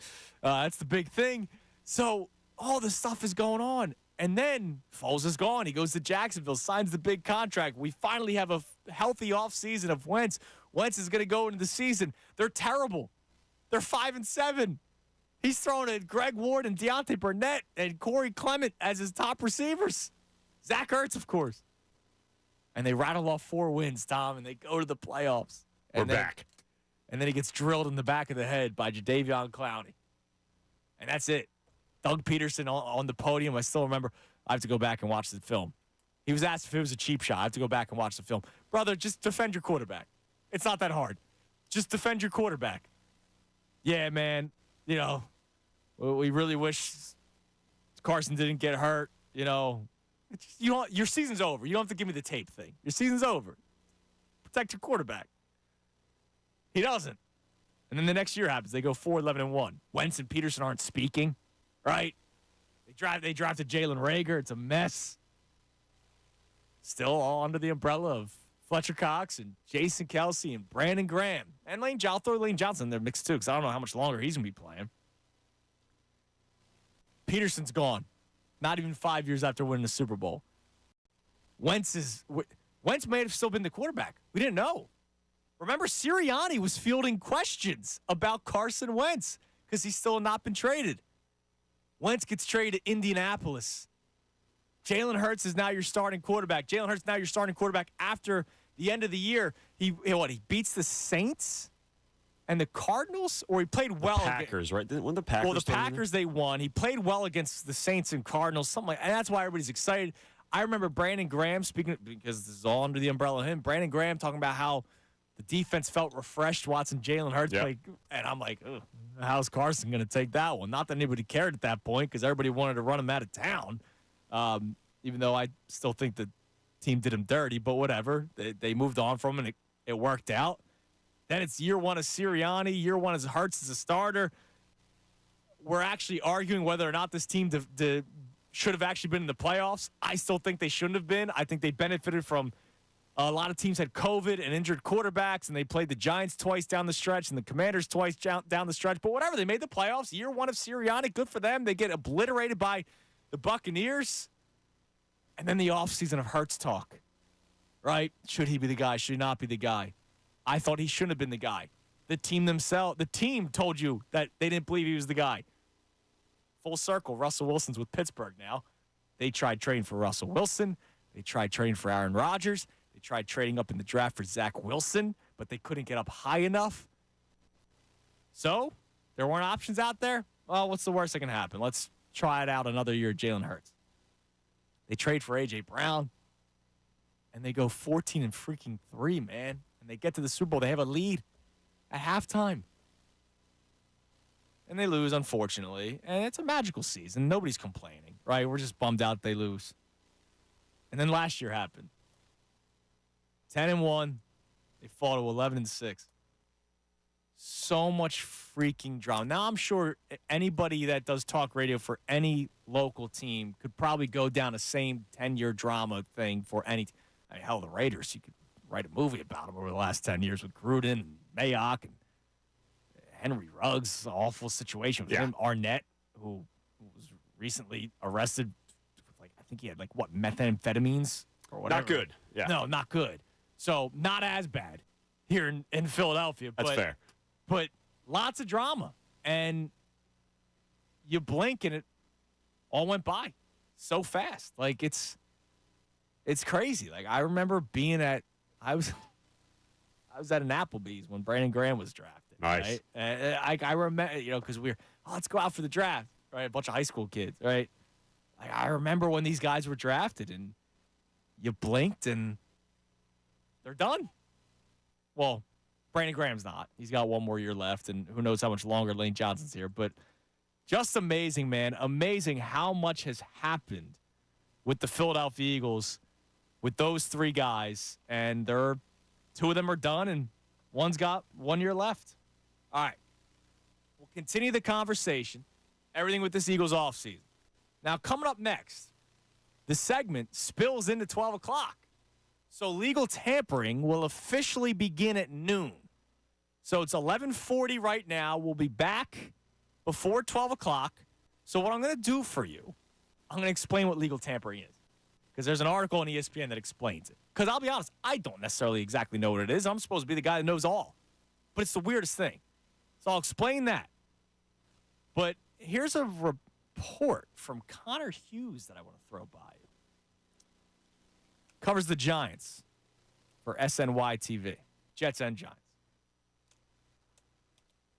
The Eagles are preparing to circle not just Saquon Barkley. So once again, Barkley pops up. He's been everywhere today. Once again, Saquon Barkley pops up. Yeah, today alone, now Connor Hughes, Mike Lombardi, and Tom Pelissaro. All just today. And there's another one, McLean, that I sent you as well. Oh, did you? Yes. Oh. Not as direct, but there's some stuff in there. Saquon and the Eagles have been tied together all day today. All right, so I'll give you that next. But Connor Hughes mentions another player, but uses some words about Barkley that makes me think it's going to freaking happen. I will tell you exactly what this guy tweeted out word for word that's going to make you say, holy hell, he's coming here. We'll talk about it next, right here, 97.5 The Fanatic. Fanatic Sports Update. Landon Dickerson extended. I'm Tom Alvord. This update is brought to you by Discover. Introducing Discover.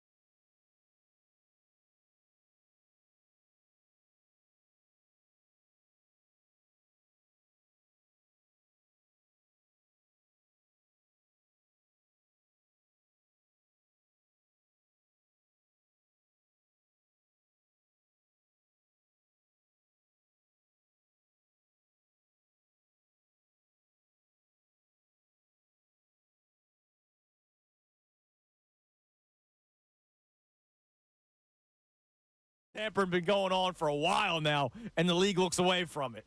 Like, yeah, is there any consequences for like nobody loses picks? Diana Rossini basically said, yeah, the Falcons and Kirk Cousins are going to sign with each other an hour ago. Yeah, so here's the tweet. Here's the tweet from Diana Rossini. Kirk Cousins will hit free agency and begin discussions with Atlanta as soon as the tampering window opens in 90 minutes per source. So this was 90 minutes ago. He's going to sign at 12:02, and when he signs, what are we going to say?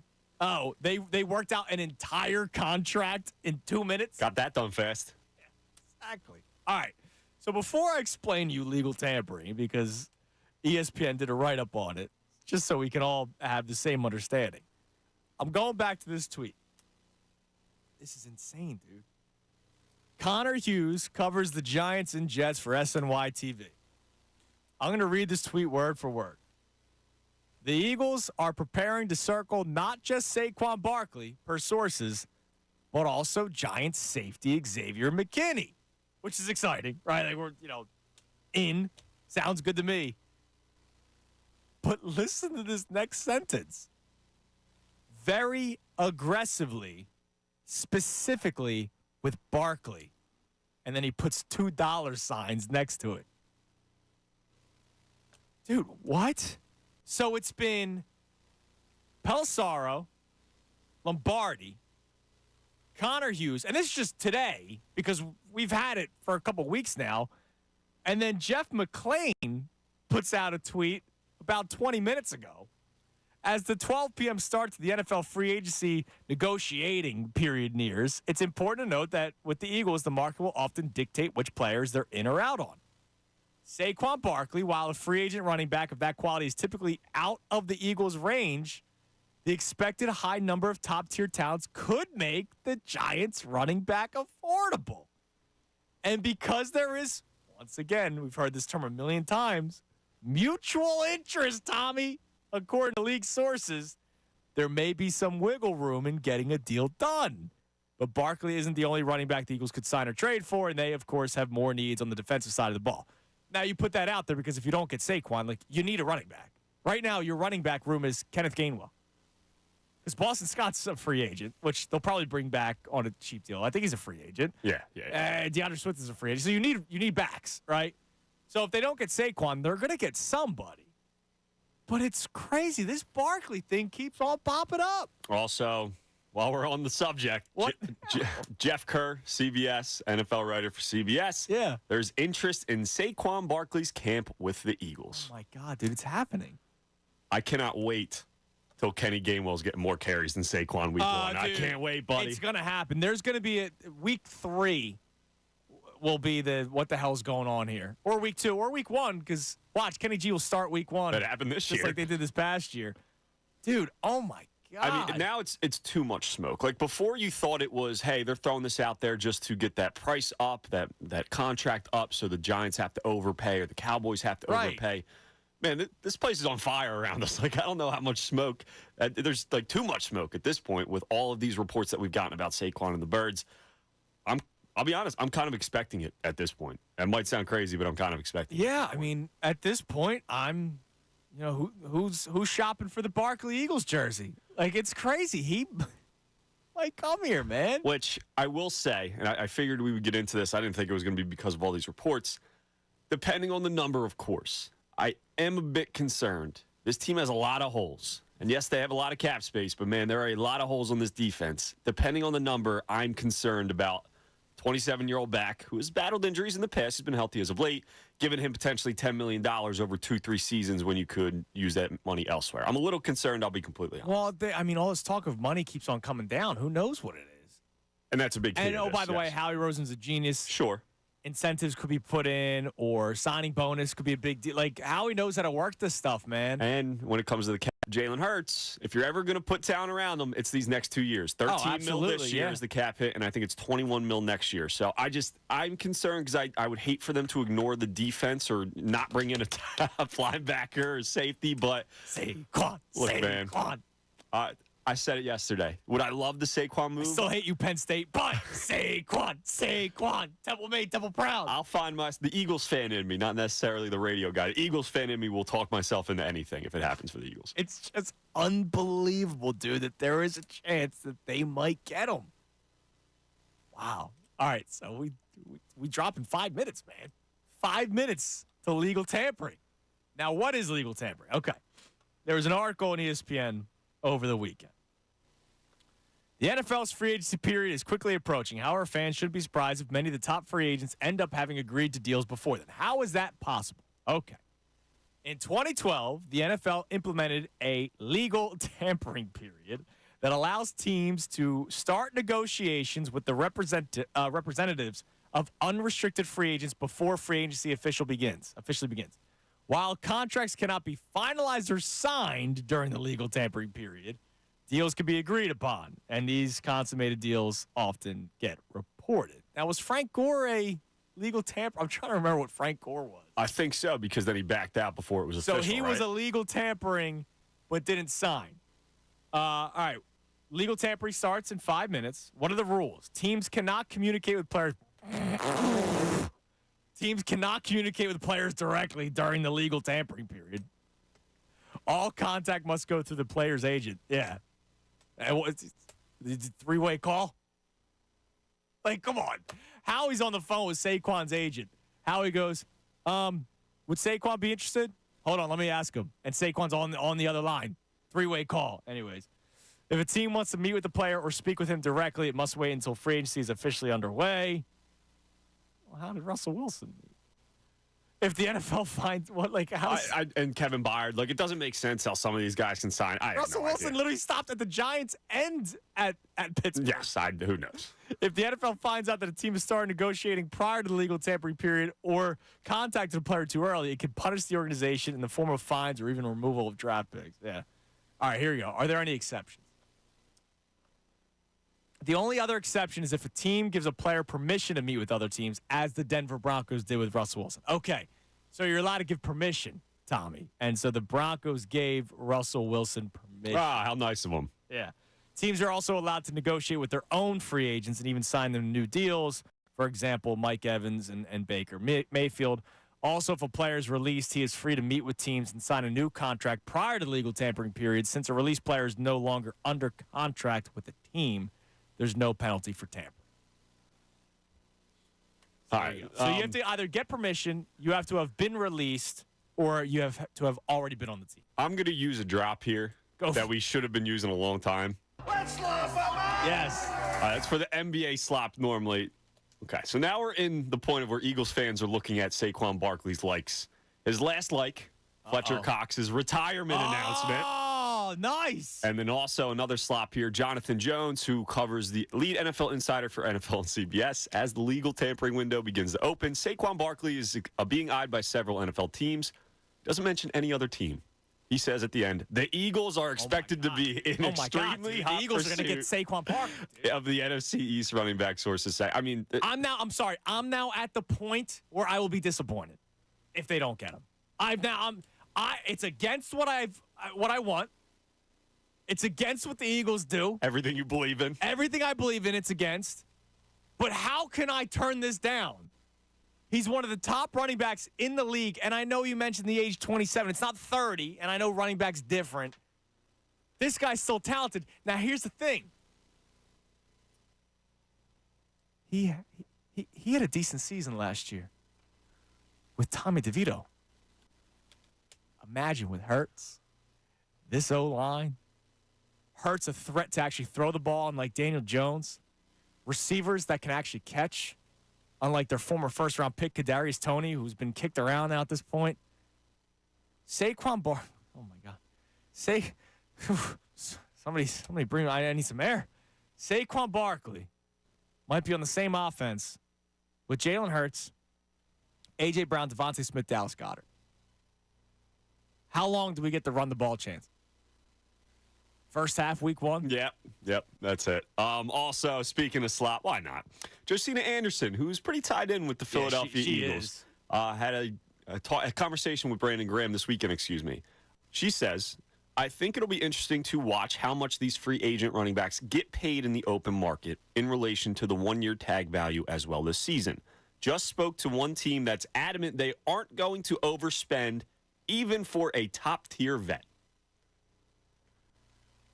Wait, say that one more time. She says that because she's surprised. You're going to be surprised. You could be surprised at how little some of these running backs are going to get, including even for a top-tier vet, according to a source of an NFL GM. Dude. All right. I want you to get on the record right now. So, happy legal tampering. It's 12 o'clock. Legal tampering has officially begun in the NFL. I want you to get on the record right now at 610-632-0975. Do you want Saquon Barkley on the Eagles? And I also want you to tell me, do you want Saquon Barkley even though it's against what you believe? It's what I'm against. I don't want to pay big money for a running back, but screw it, dude. Let's mix it up a little bit. I wanted a fun and splashy offseason, so let's do it. Now, Shefty has just checked in about another running back. The Bears are expected to make a major push to land DeAndre Swift, per sources. He's expected to be a primary Chicago target with free agency now open. I like DeAndre Swift. They're probably going to overpay him. And the Chicago Bears will once again insult anybody's football intelligence. They already overpaid a former Eagle and Kevin Byard. Why not make it two? So, for those of you who wanted DeAndre Swift back, probably for less money than Saquon, and also because we fall in love with the hometown kid. And look, I hope he gets paid $1 billion. I hope the Chicago Bears give him $1 billion because I root for local people. I hope he gets paid $1 billion. They didn't utilize him enough. I did not want to bring him back for a decent contract with the knowledge that they don't use him enough. It might be different with Saquon. So get on the record right now, 610-632-0975. Do you want the Eagles to sign Saquon Barkley, even though it's against what they normally do, and even though it might be against what you normally want? I've been cool with the one-year deals at running back. I have been, because they've been so good at it. But dude, this line, come on, man. Hurts. Fake handoff to Saquon. Deep shot downfield to Devontae Smith because A.J. Brown's getting double-teamed. Come on, dude. I'm all for it. Also, before I forget, because it's going to start getting crazy soon, so I got to get this out of the way now. Here's what I'll do, because this is a fun day. If you call in at 610-632-0975 and just talk some football with me, right? Well, you answer the question. The conversation is whether or not you want Saquon Barkley, and tell me, is it something that you would normally do or not normally do? Because I know there's a lot of Madden people out there, but I also know there's a lot of people that try to put the football guy cap on, like myself, and then you try to stick to what you believe in. So Saquon wouldn't be that, but hell, screw it, I'm all in. The best caller the rest of the way will win a spot in our knockout tournament. All right, so I got to get this out of the way before it goes crazy. 97.5 The Fanatics knockout tournament is back. If you call in at 610-632-0975, have a good conversation with me. I'll put you in the running. You will win a pair of tickets to see the Sixers take on the Clippers Wednesday, March 27th. It's the return of James Harden. After the game, you'll head to the court to battle your favorite Fanatic hosts and all your fellow listeners in knockout. Visit 975thefanatic.com for complete details and another chance to win. It's presented by Ferguson HVAC, your Delaware Valley Train Heating and Air Conditioning distributor. Visit train.com to find a dealer near you. So, again, just call in, answer the question, do you want Saquon Barkley? And tell me if that's something that you normally want.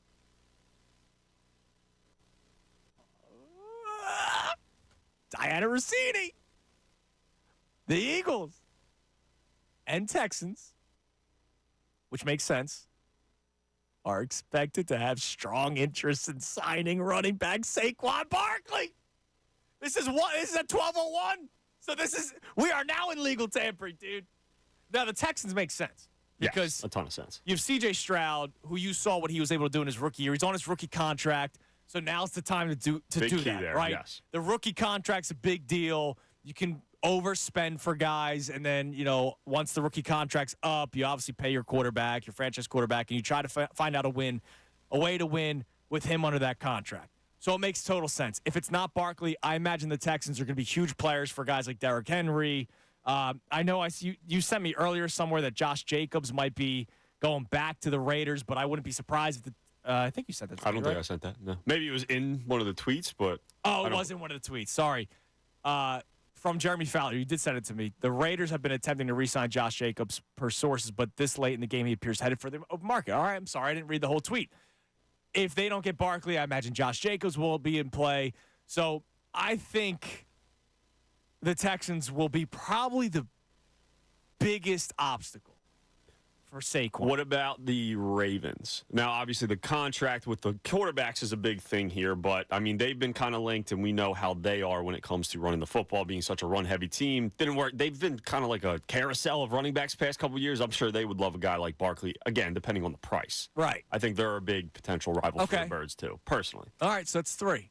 Now, I said when Henry was first linked to the Ravens on that CBS thing, I was like, that makes total sense.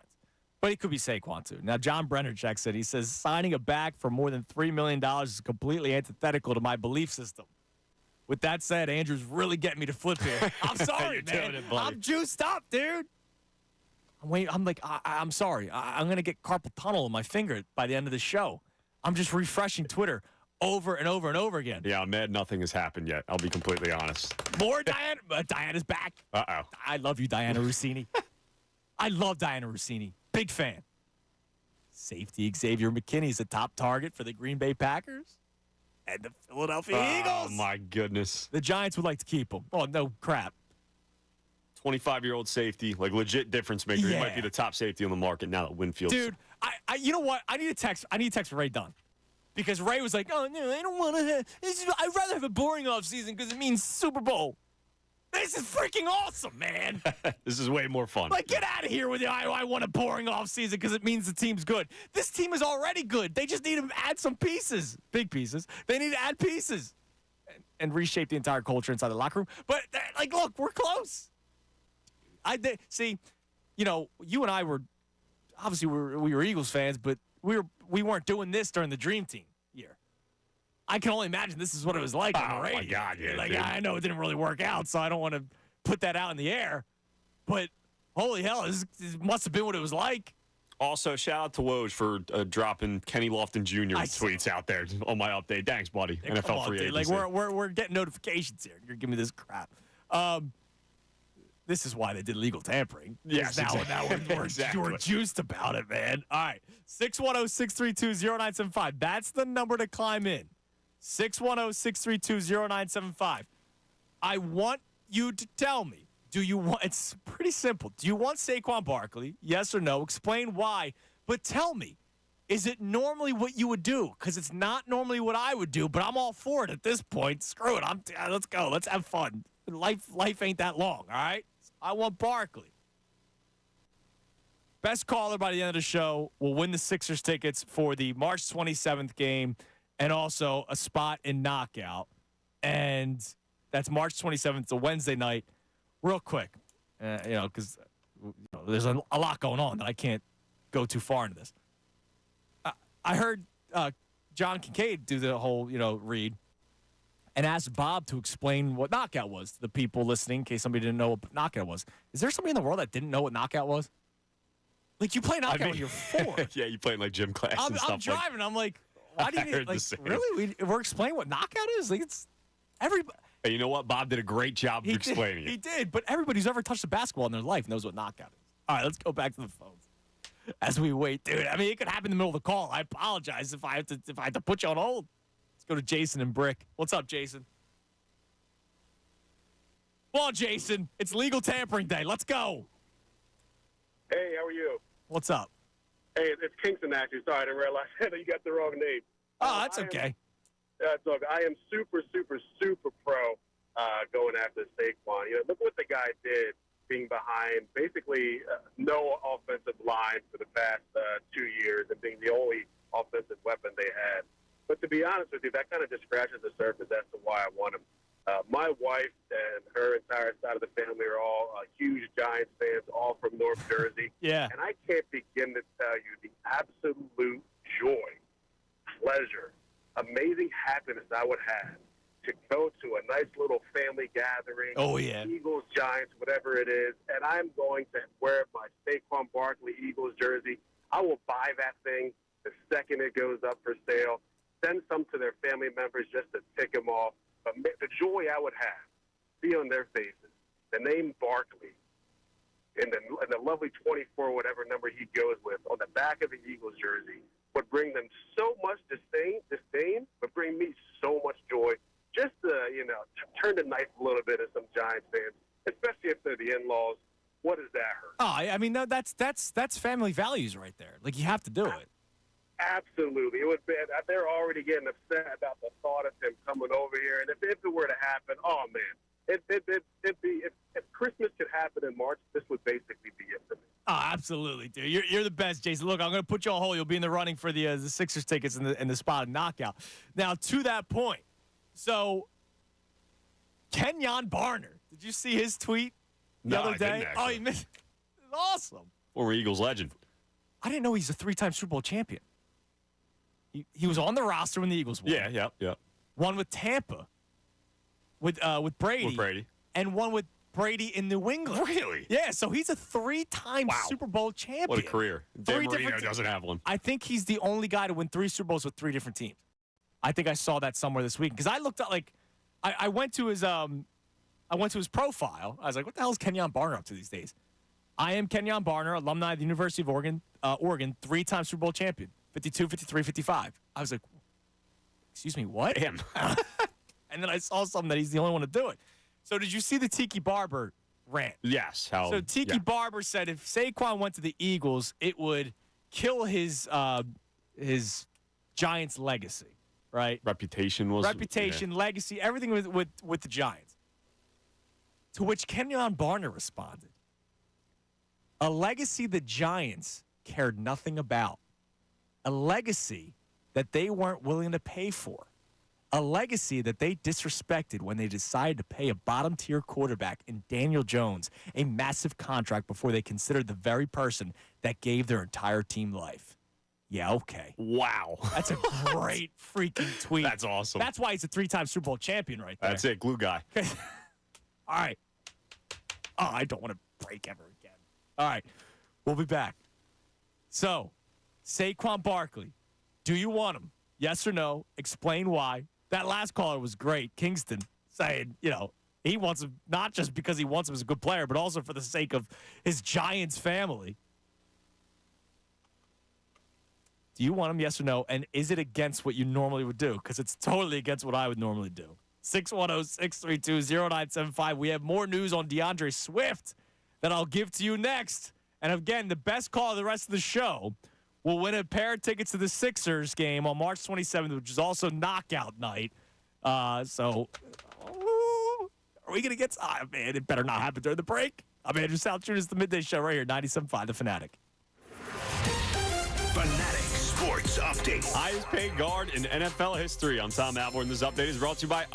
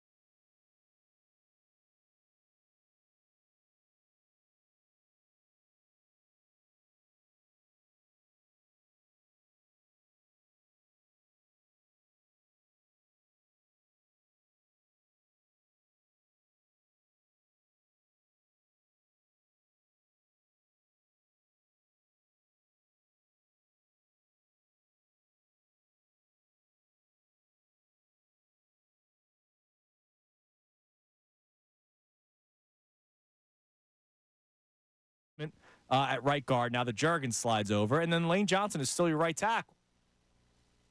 You have Barkley behind that offensive line with Jalen Hurts, and hopefully a fresher Jalen Hurts, with the actual threat to pass, with actual receivers and A.J. Brown, Devontae Smith, and then a great tight end in Dallas Goedert. Are you kidding me? I'm all for it, man. You still have to add to the defense. You have to. Let Howie cook. Now, the Bears, the terms are officially out. The Bears have signed DeAndre Swift. And hold on, let me just say this because people are sending it to me. No, Wesley Steinberg is not a real person. Thank you. Okay? That guy is not a real person. I don't know how people are still duped by him. Why? Is it because it sounds like a real name? Because they want to be duped by him there, Andrew. That's why. Yeah. Because it's not Barry, and I'm not going to say the rest of the last name. Wesley Steinberg is not a real person. This has been going on for a few years now. But the terms are out. And it's just you and me talking, Tom. That's it. Because I don't want Philadelphia coming after me. DeAndre Swift signed a 3-year deal worth $24 million. Yeah, I wasn't going to give him that money. I wasn't. Now, you just sent me something. Jeremy Fowler saying the Eagles attempted to re-sign DeAndre Swift before the tampering period with an offer, but Swift waited it out and cashes in. Good for him. I'm happy for him. I want him to get paid. As a Philadelphian, I want him to get paid. I wasn't going to pay him. I think he's a nice back. Do I think he's a bell cow back? No. Do I think the Eagles underutilized him? Absolutely. Do I think he can do a lot of things on the field? Yes. I think the Eagles underutilized him. I think they trust Kenneth Gainwell way too much. I do think pass protection was a big deal, which is why he wasn't on the field. It's one thing that you want to have him out there on third downs to catch the football, but he also can't block. So that might be part of the reason why he wasn't on the field all that much. I think DeAndre Swift was underutilized. But, I'm not going to give him that money. Shefty putting out this, by the way, $15.3 million guaranteed. I think the Chicago Bears are making a mistake. But this is just you and me talking, Tom. So, yeah, it's technically a 3-year, $24 million deal. Rappaport is reporting he gets 16.5 in the first 2 years, an average of 8.2. So he gets, so it's basically an $8 million a year over 3 years is what he's getting. Now, Saquon Barkley is a better running back than DeAndre Swift. Yes. So that is now his floor. Is 3 years, $24 million. That changes a lot. So much for that 1 year, 2 year contract. Minimum, me just guessing, it's probably 3 years, $30 million for Saquon at this point. Right. Minimum. I'm still doing it. I'm still doing it. I don't care. I'm still doing it. Give me Saquon, man. At this point, I'm going to be upset. Not fire Howie upset, but at this point, I'm going to be upset. I've already talked myself into it. I'm already dreaming of the Saquon Barkley in Midnight Green.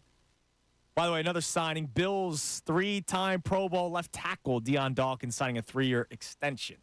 He's the 4th highest paid tackle in the league. Temple made, Temple proud. All right, let's go back to the phones.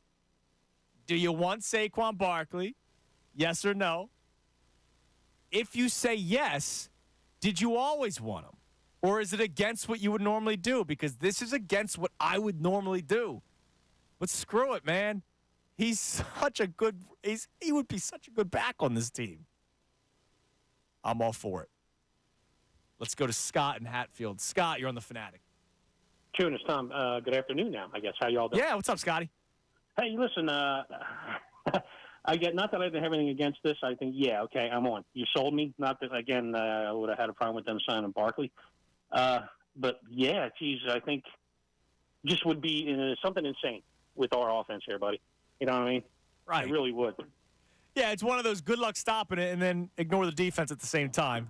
Well, because yeah, if you pay him, so like Tom said, so DeAndre Swift is getting a 3-year, $24 million contract. Saquon's going to get more than that, and so that's going to eat toward your cap space. And if that continues, I don't know how. The dreams of Patrick Queen, which I never thought was going to happen, but the dreams of these high-priced defensive players, you might still be able to get 1 or 2, but it's not going to be 3 or 4. Well, 1 or 2 is fine. I sent you an email earlier today with my wish list of free agents, and it was all defense, dude. There was no. Oh, yeah, I got it. I was going to get to it, but then the Barkley stuff started coming up. Yeah, I loved it. I loved it. Your wish list had 1 million players on it. Yeah, well, you don't have to get them all, but there was a couple ones that I thought you could get at a decent price and they would help our defense. So, and I guess now if this happens, the whole, what is that saying? It's now going to be the key to a good defense is a outstanding offense, which I guess we're going to have if he shows up here. Right. So now, either way, I guess regardless, they have to get guys defensively. Like, they have to. Like, here's the thing. I don't think they're one and done. Like, I don't think it's Saquon and bust, right? It's instead of 3 high-priced free agent players on defense, it's probably 2. You're probably still going to make a trade, right? And then you're going to draft guys, and you're going to hope they're going to draft guys, and you hope he knows what he. Because sometimes he bothers me with his draft picks. I can't stand. Yeah, I know. But, it's been a rough go. Yeah, well, I like Simmons.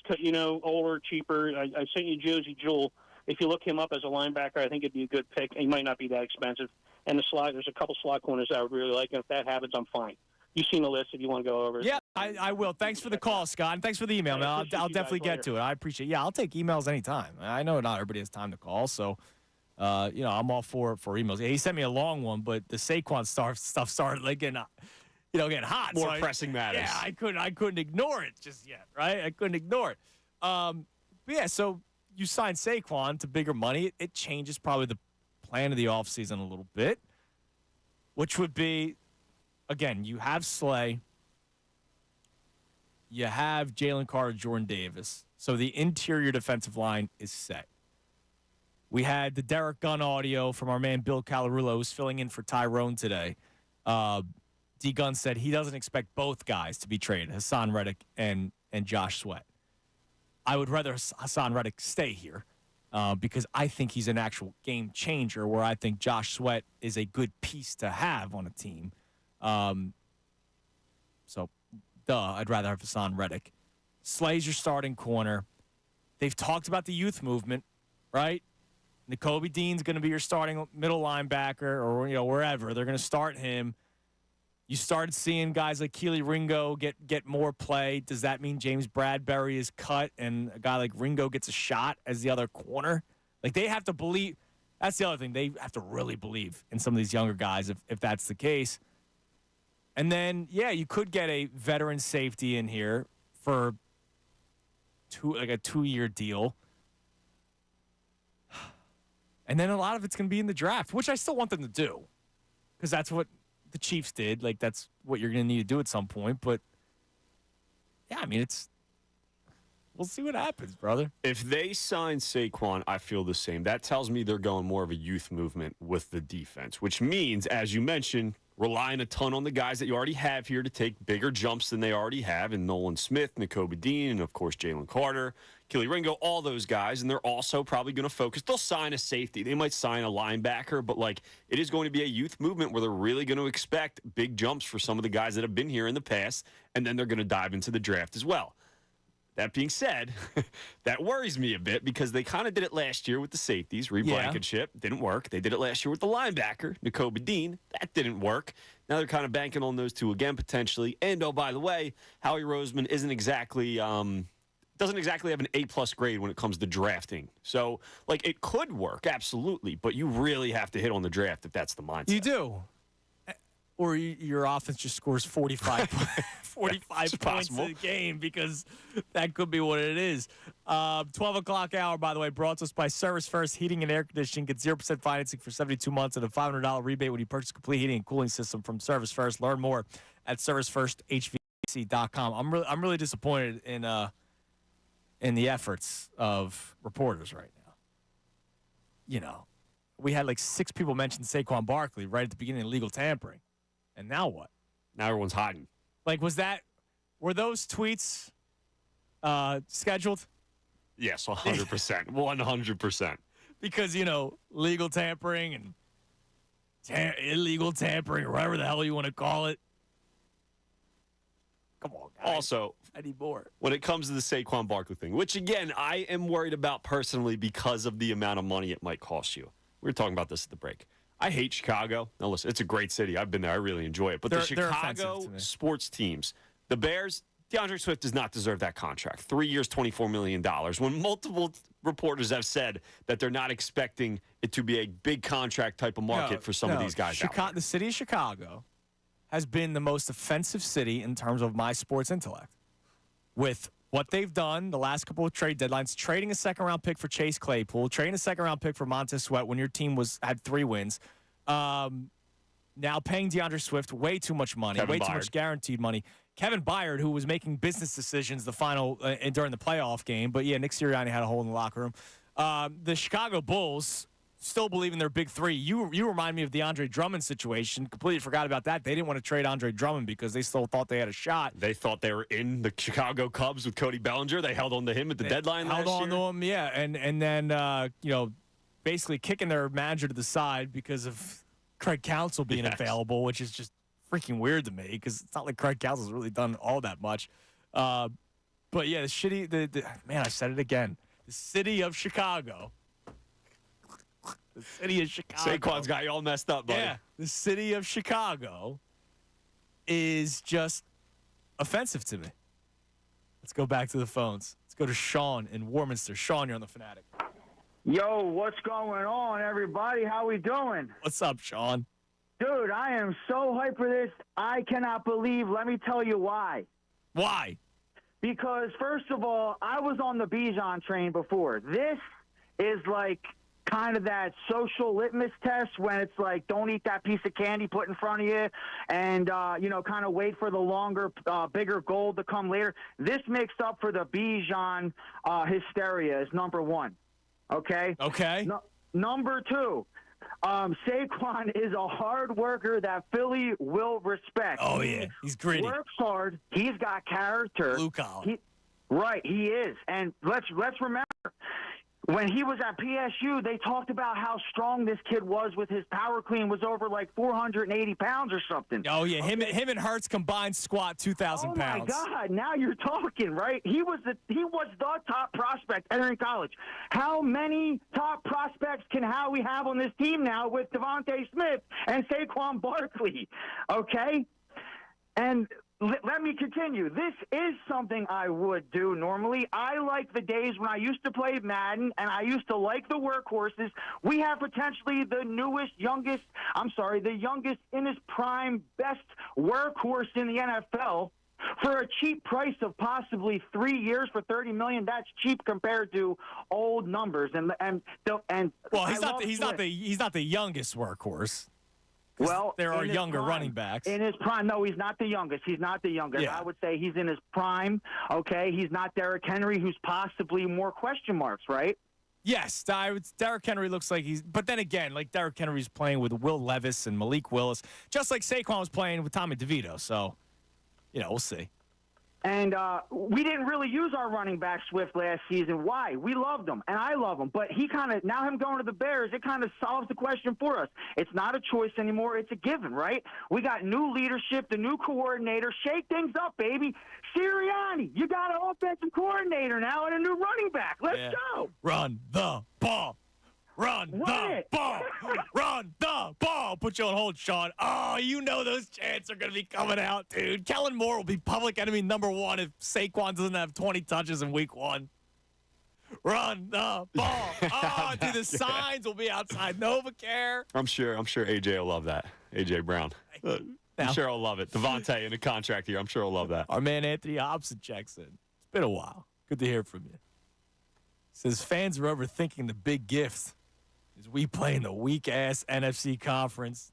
Don't play a bunch of really good quarterbacks in one season for another 4 years. That's how his biggest gift. Also, so he can get cute on how he goes about this offseason.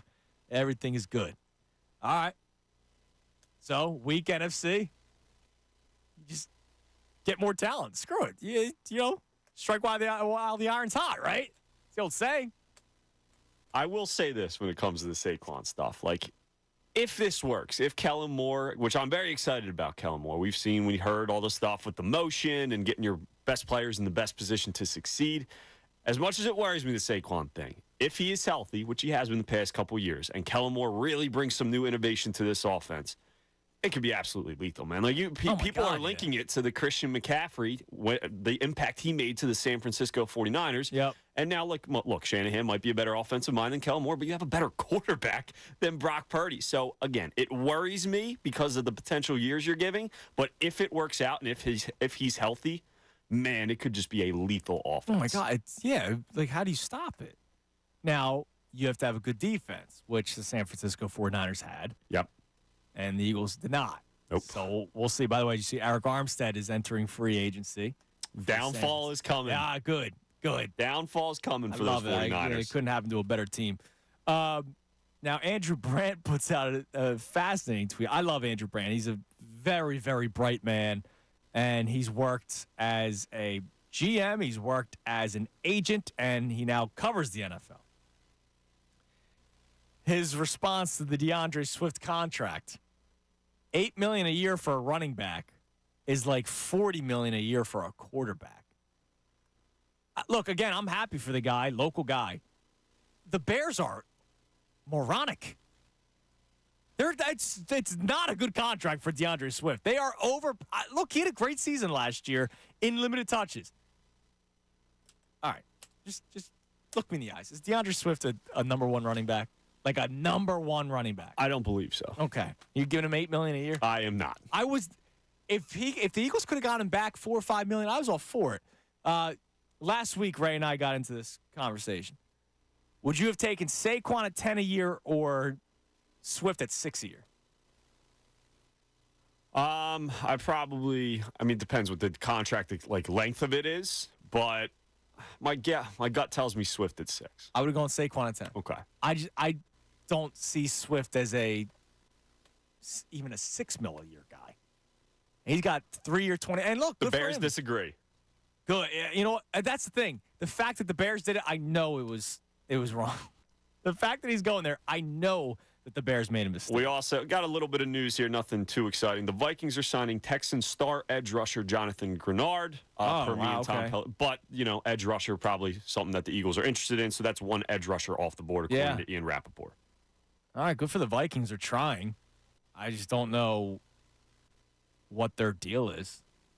Who's their quarterback? If Cousins leaves, It was Josh Dobbs do anything for you? No, I think that ended pretty quickly. After he won a game where he didn't know the playbook, and then he didn't win again. I'm pretty sure they were already done. It was worse. Yeah, I don't know. That some teams confuse me. Good for the Vikings. Their defense sucks, so they need players. They got Justin Jefferson.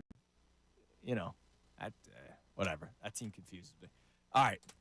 We're not done yet, Tommy. We got another hour and change. This is one of those shows that can't wait. You blink and you realize that the show's almost done.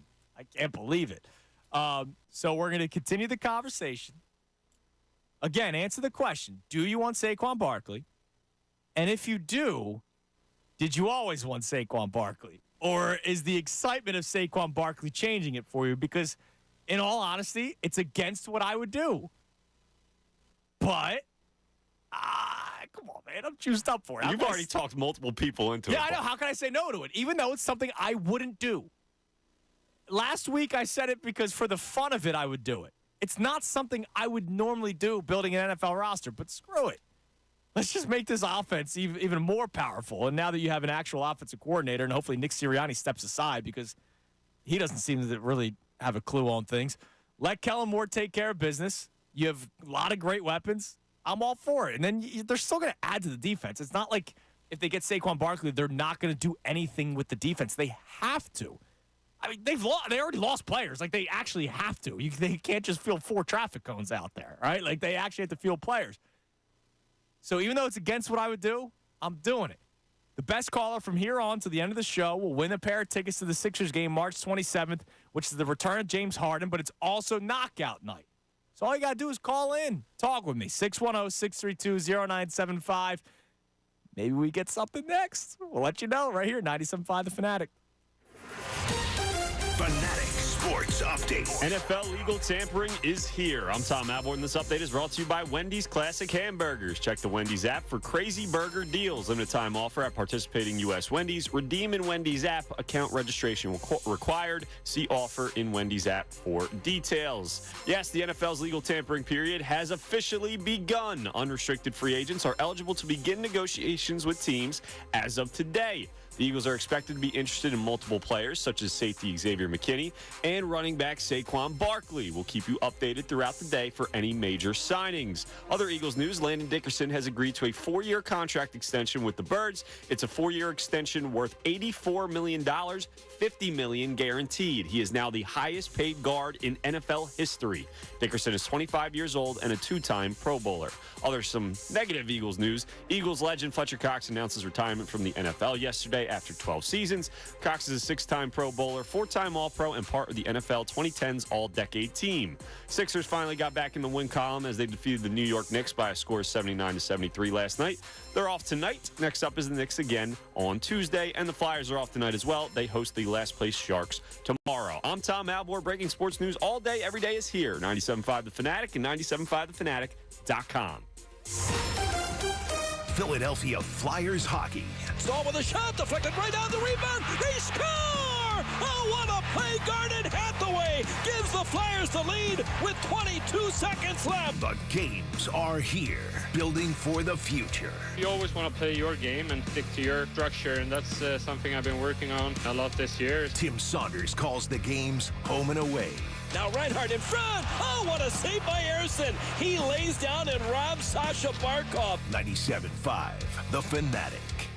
Have you noticed the weather's changing? Well, March is a critical time to check your home's windows. So if you have cracked, leaky windows and ones that won't stay open or won't close properly, it's time to call the pros. Window Nation. Because right now, for every 2 windows you buy, you're going to get 2 windows free. There's no limit to how much you could save. Plus, you could save even more with 0 down, 0 interest, and no payments for 24 months. Window Nation's windows come with a full lifetime warranty and can be installed in 1 day or less with proven quality and service. It's no wonder that thousands of customers have trusted Window Nation for their homes, and you can too. So if your old finicky windows and high energy costs from this winter are cutting deep into your finances, don't miss out with an unlimited buy 2 get 2 free plus 0 down, 0 interest, and no payments for 24 months deal. You cannot afford to wait. Get on it now. Call 866-90-NATION or visit windownation.com to schedule your free in-home estimate. The old saying is, in March, it's in like a lion, it's out like a lamb. But with Blue Chew, you can remain a lion in the bedroom.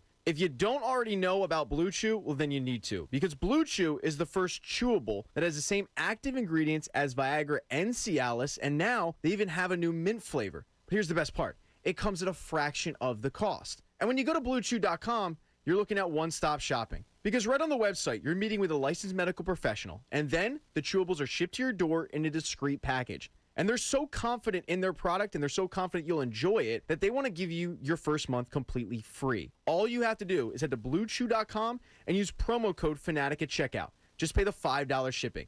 And if you're somebody that thinks you're good in the bedroom, well, Blue Chew can raise your game to an MVP level. So take advantage of this offer. Head to BlueChew.com today, and when you do, and you're at the checkout, don't forget to use the promo code FANATIC to get your first month completely free. All you have to do is pay the $5 shipping, and that starts at BlueChew.com. The AC's out. What do you mean it's out? I mean it won't come on. Let me see. Huh. Would you look at that? The AC's out. Don't let this be you. Spring is the best time to call your local Bryant air conditioning contractor for system maintenance. Bryant does whatever it takes to keep you cool for a price that won't make you sweat, including great financing offers up to 72 months, subject to credit approval. To find a Bryant contractor near you, visit nopaybryant.com. Bryant. Whatever it takes. Don't you love an extra $100 in your pocket? Have a TurboTax expert file your taxes for you by March 31st to get $100 back instantly. Because no matter what moves you made last year, TurboTax makes them count. That means getting $100 back and 100% accurate taxes, only from Intuit TurboTax. Must file by 3/31. Credit only applicable to federal filing fees with TurboTax full service. Offer can be modified or terminated at any time. Get in the zone, AutoZone. Welcome to AutoZone. What are you working on today? Brakes? We can save you 15% on that. We have OE quality Duralast brake pads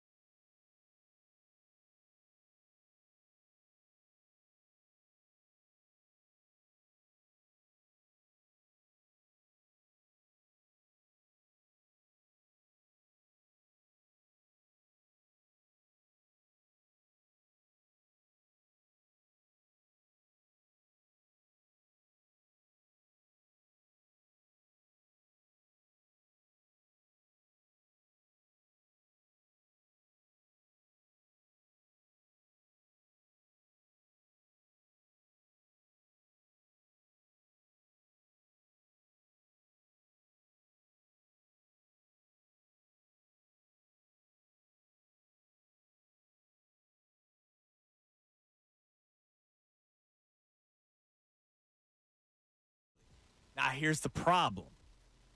DeAndre Swift, screw you, Chicago. I hate you. Chicago gives DeAndre Swift a 3-year, $24 million deal.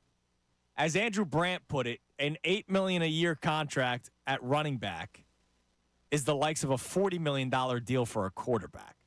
So 3 years, $24 million. And I think, 16 of it was guaranteed? Once more, I am happy for the local guy. But in the same breath, I will tell you that Chicago, I don't know what the hell they're doing. It's just ridiculous to me. But that's setting the market. Now, Tony Pollard, during the break, right as I went to break, agrees to a deal with the Titans. And as we're coming out of break, we get the terms. 3 years, $24 million. So Swift, I would rather have had Swift than Pollard. Agreed. The problem is these are two third-tier backs. So Bill Barnwell put out an article on ESPN a couple weeks ago that we ran through, and he ranked the free agents by tiers. When it came to linebacker, there was nobody in Tier 1. Tier 1 was like franchise player. And then Tier 2 was, Pro Bowler / All-Pro potential, blah, blah, blah. Tier 1, he had one running back, and it was Saquon. Tier 2 was Derrick Henry and Josh Jacobs.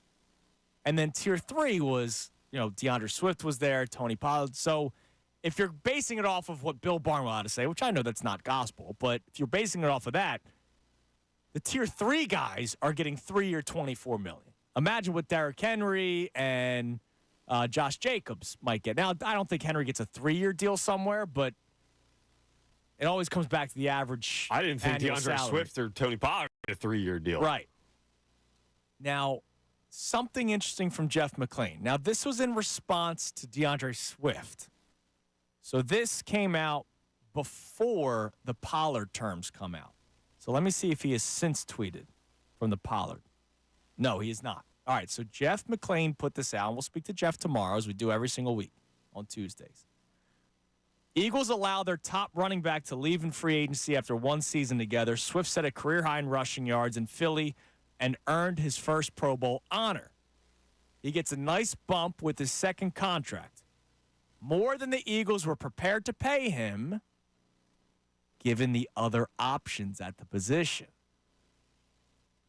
So that, still out there, given the other options. So maybe they weren't willing to pay DeAndre Swift $8 a year, but maybe they were willing to pay somebody else $8 a year, even though, let's face it, at this point, Saquon might get more than $8. Yeah. Now, let me ask you. You've said 3 for $30. Minimum. Would be my guess. How high are you willing to go? I don't know if I'm willing to go higher than 3 for $30. Yeah, I think that's probably the highest. That might, because let's face it, even though I'm all for Saquon and doing something different and Radio Me's all for it and all that kind of stuff, you have to have a ceiling. You got to be smart here, too. And you also know what running backs are in today's NFL. You can find a running back in the fourth round of a draft that won't be as impactful as Saquon Barkley, but will still make an impact to a team that has A.J. Brown, Devontae Smith, this offensive line. Let's face it, DeAndre Swift was basically kicked to the curb in Detroit, comes over here and has a career year and ends up getting paid because of the season that he had. Jordan Howard had some good years here. You've been able to make things work. Miles Sanders on his rookie contract. You've been able to make things work with running backs that aren't getting paid all that much money. So I know that. So I don't think I could go more than 3 for $30. Yeah, and also Packers release left tackle David Bakhtiari after 11 seasons with the Packers. Okay. So there's another little NFL nugget there. When it comes to Saquon Barkley, I've been saying it. I'm worried about the money regardless. I cannot believe Swift and Tony Pollard got multi-year deals for that much money, 3 years, $24 million. And I know the cap has gone up, but just my goodness. Especially because Pollard, he wasn't good last year. Yeah, as the lead back, he did not look good. And I like DeAndre Swift. I do, but do teams not learn from Miles Sanders' contract last year? Like, you could argue guys like Pollard and Swift, and again, I think Swift's probably better than both of those guys, but a guy like Pollard, he was good when he had Zeke there as the number one guy, and I thought he was the best back in that rotation. I was excited as just a fan of the NFL to see what they could do with Tony Pollard. Do teams not learn? Do teams not learn what the Carolina Panthers just did with Miles Sanders? Like, Tony Pollard said, he's at a tier 3 back. I don't understand some of these contracts being thrown around. So, yeah, I have a ceiling on Saquon. Worries me to begin with, but 3 years, 30 is probably the highest I'd go. Yeah, it's probably the highest. But then, obviously, you find out the terms because Howie will make it work. Signing bonuses do not go against the cap, right? So, does Jeffrey Lurie open up the pockets, which he's been willing to do? Is there any chance, because they have cap space this year, Jalen Hurts, $13 million cap hit is going to keep going up, up, and up. Do they front load that like crazy? They could. Really take a hit when it comes to the defense this year, and then he's getting paid like $6 million the next 2 years? That's an interesting question. And then they try to couple it with maybe you can get a guy defensively, you backload it, which is what they tried doing with Chauncey Gardner-Johnson, Yes. and he was against the idea, or his agent was against the idea and took a worse contract with the Lions. And once again gets hurt, so who knows what his value is. Like, they probably should have just taken that deal. Yeah, it's and then you just draft. And, you take a youth movement on defense just for next year. Which is what I wanted to do originally. Yeah. But when Howie Roseman's preaching, I can't wait to be aggressive this offseason during his combine press conference, I can't help but go, well, damn it, be aggressive. All right, let's go back to the phones. Whew. Let's go to Reese in Levittown. Hello, Reese. How's it going, guys? Hey, I'm going great. I can't imagine how you're feeling right now. Oh, guys, listen, I am shaking. I feel sick to my stomach. Who are you a fan of, Reese? Don't make me say it, guys. The Giants. How's your quarterback doing? Saquon. No, I don't know. Look, we made the wrong move, right? And the dumbwads for doing it. You keep Saquon. You need him. And now I feel like it's an Odell situation all over again. We forced him out the door. We don't want to pay Saquon. Now he's going to run the ball all over the Giants this upcoming season if he signs with you guys. Oh, especially twice, Oh.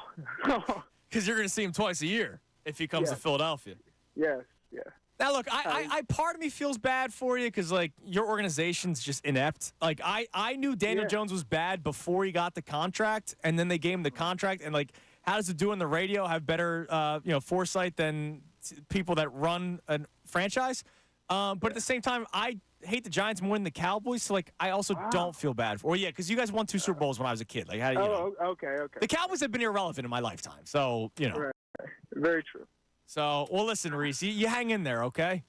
I'm sick, and please, Howie, don't do it if you can hear. No, please do it, Howie. Thanks for the call, Reese. That's gotta suck, dude. Imagine as a Giants fan, now that he's off the air, you've had like one bright spot on your team, and he could potentially leave to one of your rivals.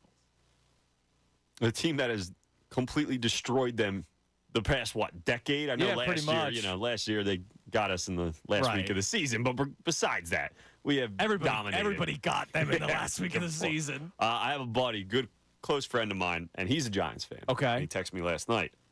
If Barkley signs with the Eagles, I'm going to throw up. So I don't think Reese, I don't think my buddy are the only Giants fans. I don't think Giants fans are going to handle this well at all. And I still, to this day, I don't get them all right.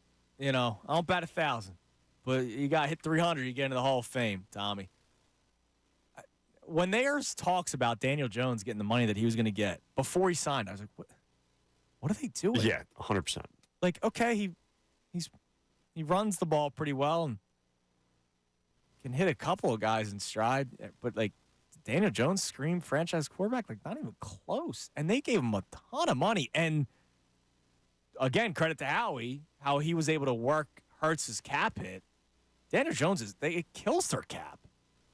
Yeah, it's like $40 million last year and then this year, and I think there's an out. But, I mean, and then you surround them like you're thinking, all right, if you're going to overpay for your quarterback, at least surround them with talent. Go and trade for an A.J. Brown. Draft Right. They get Darren Waller, 30-year-old Darren Waller. Who might not want to play football anymore. Exactly. He's contemplating retirement. He's been banged up for the last 3 years. Like, yeah, look, it's not always sunshine and rainbows here with our sports teams in Philadelphia. No, but you got to be happy that. Look at how much worse it could be. Well, and they try.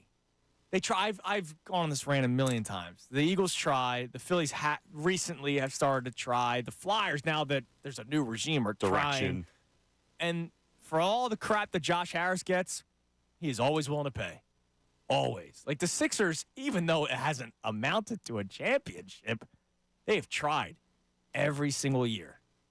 So at least our organizations try in this city. And for that, yeah, would I like more championships than 2 since 2000? Like winning the title? Yeah, I would freaking love that. Would I like my basketball team not to go 40 years? Would I like my hockey team to not go 50 years? Yeah, of course. But, man, they try every single year, and you can't say that about a lot of organizations. 610-632-0975. We are 1 hour in. It is 1 o'clock. We are 1 hour into legal tampering. Oh, my God. Disappointed with these NFL teams out there. I'll be honest, man. Let's get these signings going. You're now allowed to legally tamper. You do all the stuff illegally. How about we start legally tampering at this point? Sign a guy. Let's go to Joe in the Northeast. Joe, you're on 97.5, The Fanatic. Hey, guys. How you doing? What's up, Joe? Nah, I just wanted to touch base on the topic at hand with Saquon. You know, since we lost DeAndre, I can't go into next season with Kenneth Gainwell our number one again. No, of course not. And even look, I didn't want Saquon just because of the potential loss of DeAndre Swift. I wanted Saquon because he's better than DeAndre Swift. Like look, I'm happy for DeAndre Swift. Don't get me wrong. I think the Chicago Bears are dumb. Yeah, I think so too. I mean, they go in 3 years, $24 million.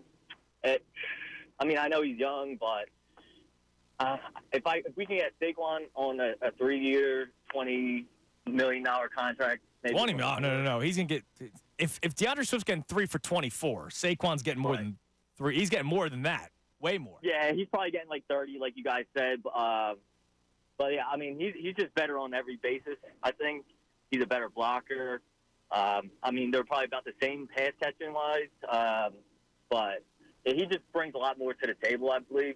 And like I said, we can't go in this season with no, and they're not going to, right? They're not going to. There's no way it's going to. If they don't get Saquon, and thanks for the call, Joe, I'll put you in the running for the Sixers tickets. If they don't get Saquon, they would either trade for a back on the final year of their deal, or they'll get one of these other free agents, or maybe 2, because right now all you have is Kenneth Gainwell. So you might, Derek Gunn mentioned A.J. Dillon. You get him for very cheap, and then you also trade for somebody on an expiring contract, a 1-year deal, right? Something like that. Now, you sent me something.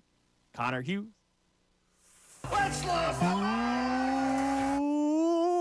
So from Connor Hughes, once again, covers the Giants and Jets for SNY TV. He's been all over this Saquon thing. Yeah, he has. The Eagles.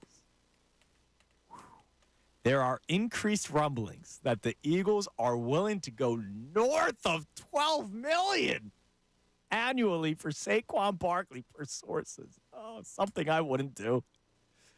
That's higher than the Texans. Now, if you're just tuning in, Diana Rossini said she sees the Eagles and Texans as the most aggressive suitors. That's higher than the Texans, which is believed to be near $11 million. This would be quite the splash for Howie Roseman. The sentiment was always that Barkley would give the Giants a chance to match or do better, would Schoen to keep Barkley away from the divisional rival. I guess that was just a typo. If you're the Giants, here's the thing. All right. Yes, for the Eagles, even though, look, I don't really want to go toward $12 million. It makes more sense for the Eagles than the Giants. The Giants stink. Yes. Like, the Giants need to rebuild. Their quarterback is a disaster and is a major cap hit. They have to start worrying about or get excited for the end of the Daniel Jones era. When that's done, Saquon's going to be pushing 30. Their offensive line's not good. Nope. Didn't they sign Justin Pugh this year or something? Like, didn't they bring him back? Like, he was on the couch. He was literally, I think, retired technically. their defense is all right, but not good enough to carry them anywhere. So if I'm the Giants, like, yeah, you probably want Saquon back, but at the same time, what is he going to mean for them? It means nothing. They might as well let him go and save money elsewhere and start rebuilding that team. It would be dumb of the Giants to try to bring him back. Speaking of them, real quick, the Giants, Diana Rossini, the Dallas Cowboys were in on running back Tony Pollard. The Giants and Vikings had their eye on him as well. So the Giants kind of just facing reality here that maybe Saquon's not coming back. Yeah. So they had their eyes. The Giants had their eyes on Tony Pollard before he signed that deal with the Titans. So, yeah, I mean, I'm with you, though, when it comes to the Giants. Like, it doesn't make sense for them to bring Saquon back. And it doesn't make sense for Saquon to go back there, to be honest. No. Like, even if they offer you $5 million more, like, total in your contract, man, go take a couple mil less. Unless, like, the legacy thing means something to him. Tiki Barber did the whole rant about the legacy. Cool, man. Run into average 2.5 yards per carry the next 3 years because you have no line. Exactly. Yeah, I mean, look, unless they're comfortable being on the same team. And look, get as much money as you can, especially at that position. I would understand it. It's just. But it doesn't make sense to go back. But it doesn't make it makes more sense for the Eagles to overpay Saquon Barkley than it is for the Giants to match it because the Giants stink, man. Even with Saquon, they stink. The Giants made a mistake drafting him in the top 5. No team should draft a running back in the top 5 anymore. Like we've now learned that you should not do that because it puts your franchise back. But eventually, when these guys come available, good teams should pick them up because they might be a running back away. Not that the Eagles are a running back away. They got to fix their defense. But interesting, the Eagles might go upward to 12. Now, all right. That might be agent-driven, but we'll see. You've kind of lost sense of reality here, or at least your true beliefs, Andrew Salchunas' true beliefs. You just uttered to me 6 minutes ago that you are only willing to go 3 years, $30 million. Now seeing that, are you willing to go higher? It scares me. Are you willing to go higher now seeing that? Because I'm still not. If it's 3 years, $36 million, where it's 12 years. That freaks me out. $12 million a year. I'll be honest. That freaks me out. All right. That freaks me out. The second the news drops, you know I'm going to be fired up. Yeah. 100%. But that does freak me out. If I'm being honest with you guys, 3 years, $36 million for Saquon does freak me out a little bit. Even though, here's the thing. Uh-oh, already talking yourself into it. No, if you win a Super Bowl year one, like, who cares? Right? That's what it comes down to. Who cares? If they win the Super Bowl in year one, you ignore the next 2 years. And, oh, by the way, the Eagles are also good at getting out of contracts, so we'll see. It all comes down to the terms once it comes out, if it comes out. We'll see. All right, let's go to my man Rich and Brick. What's up, Rich? Hey, what's up, guys?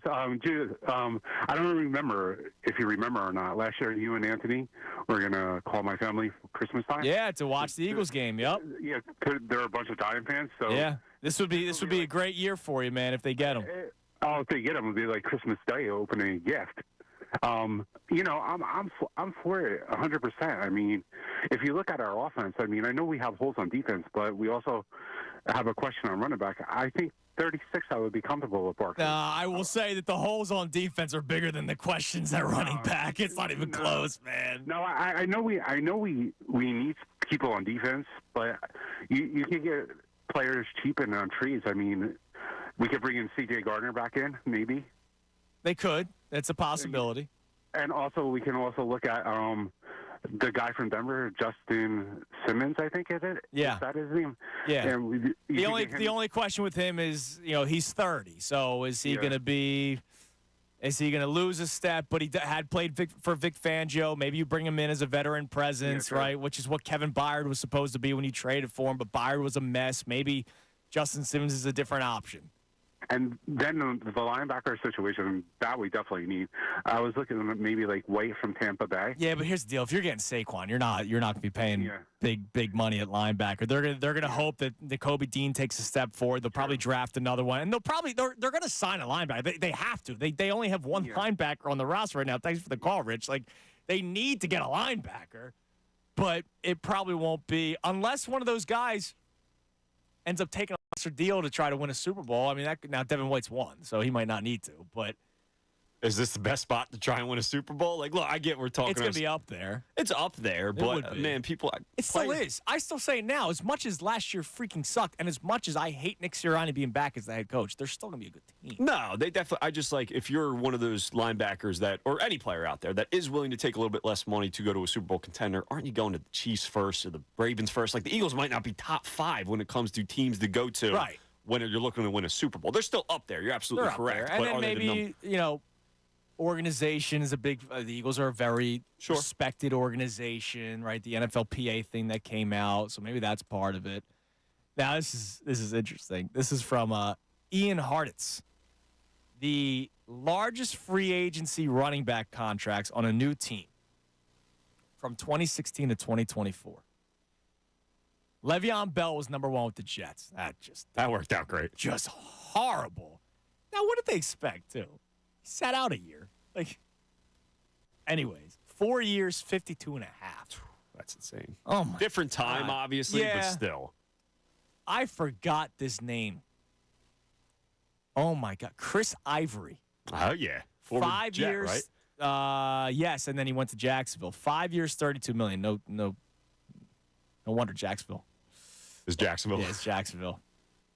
Jerick McKinnon, who I really liked in Minnesota. Remember, he got major injuries. The backup to AP, but then AP left, and McKinnon was kind of that guy, the bridge.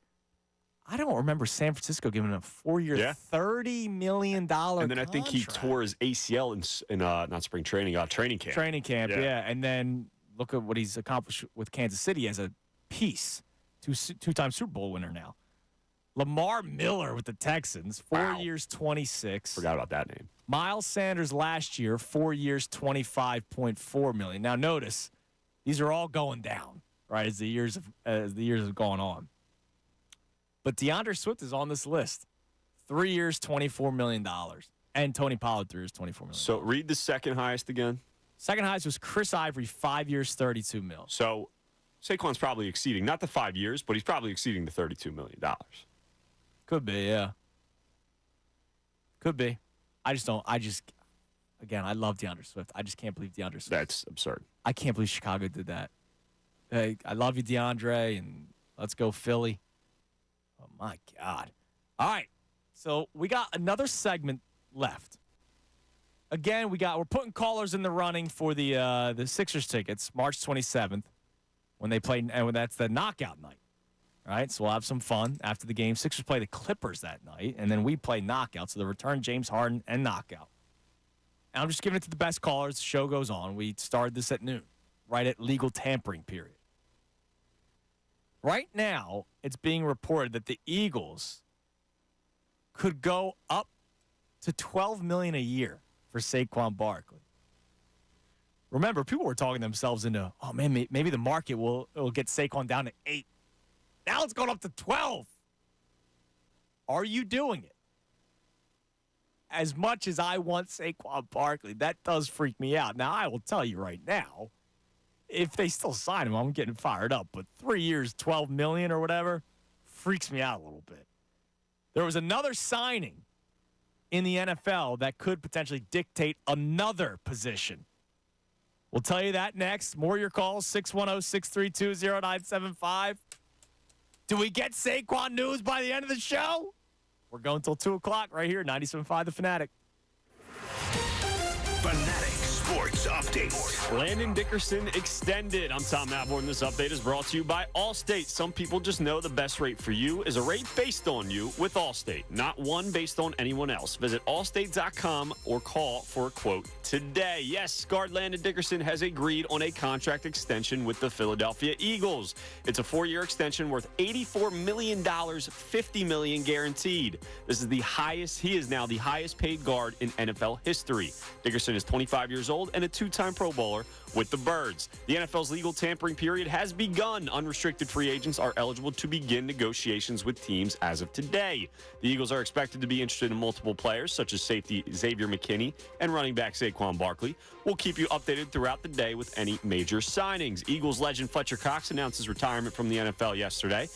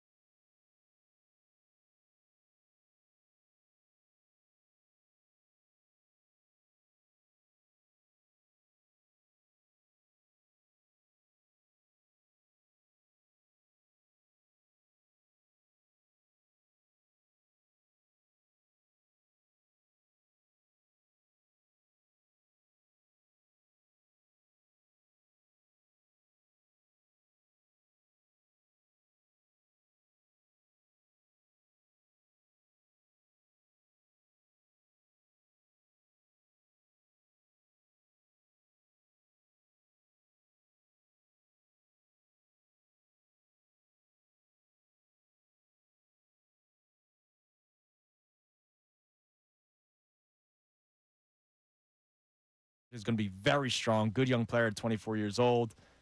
If the Giants are going to retain his services, it's going to be costly. Jordan Renaud covers the Giants. So nothing groundbreaking there. But McKinney, seeing what Brandon Jones gets, I can only imagine what Xavier McKinney's going to get. Yeah, Somebody's going to big pay money. top money for that one. All right. So here's the deal. We got like 20 minutes left in the show. The number to climb in is 610-632-0975. Do you want Saquon Barkley, number one? Yes or no? Explain why. Number two, if you normally wouldn't want Saquon Barkley, like me, has nothing to do with the Penn State thing, okay? I wouldn't normally go for him because I know the money it's going to be, and I also know there's other ways of getting running backs that don't eat up at your cap. But I'm already talking myself into Saquon Barkley. Have you talked yourself into Saquon Barkley? Like, if you say, yes, I want Saquon, did you originally say no, like last week, right? Like I was saying last week until basically the end of the week when I talked myself into having a fun and splashy offseason because I want to have some fun. And when you hear it could be north of $12 million, do you now hesitate? I've gone through a world of emotions. Wasn't on board, wanted to stick with what they've been doing, get a running back on a cheap deal or the final year of his rookie contract, draft a running back, whatever. Then I went to, yeah, sure, fun, splashy offseason. Now that I see north of $12 million, I do hesitate. I'll be honest. I'll still celebrate if they sign him, but it's kind of scary because you know how NFL running backs are. You could look great one year, and the next year you could just look done. Austin Eckler, dude. Austin Eckler was like top 3 fantasy pick for 5 years. Now he's I'm completely against Austin Eckler. Completely against him. 1 year deal, I'd be interested, but I wanted to trade. Remember last year there was rumors that the Eagles might be in the trade for him. I was all for it. Wanted nothing to do with him. I have nothing, zero interest. I can be convinced. He just looks so slow out there. That Chargers team was so bad towards the second half of the year. It was. I hear you. I do. It's a risk. Total risk. So I'm more intrigued by Saquon, but like you said, one's a 1 year deal. One could be a 3-year deal north of $12 million. Let's go to Mike and Delran. What's up, Michael?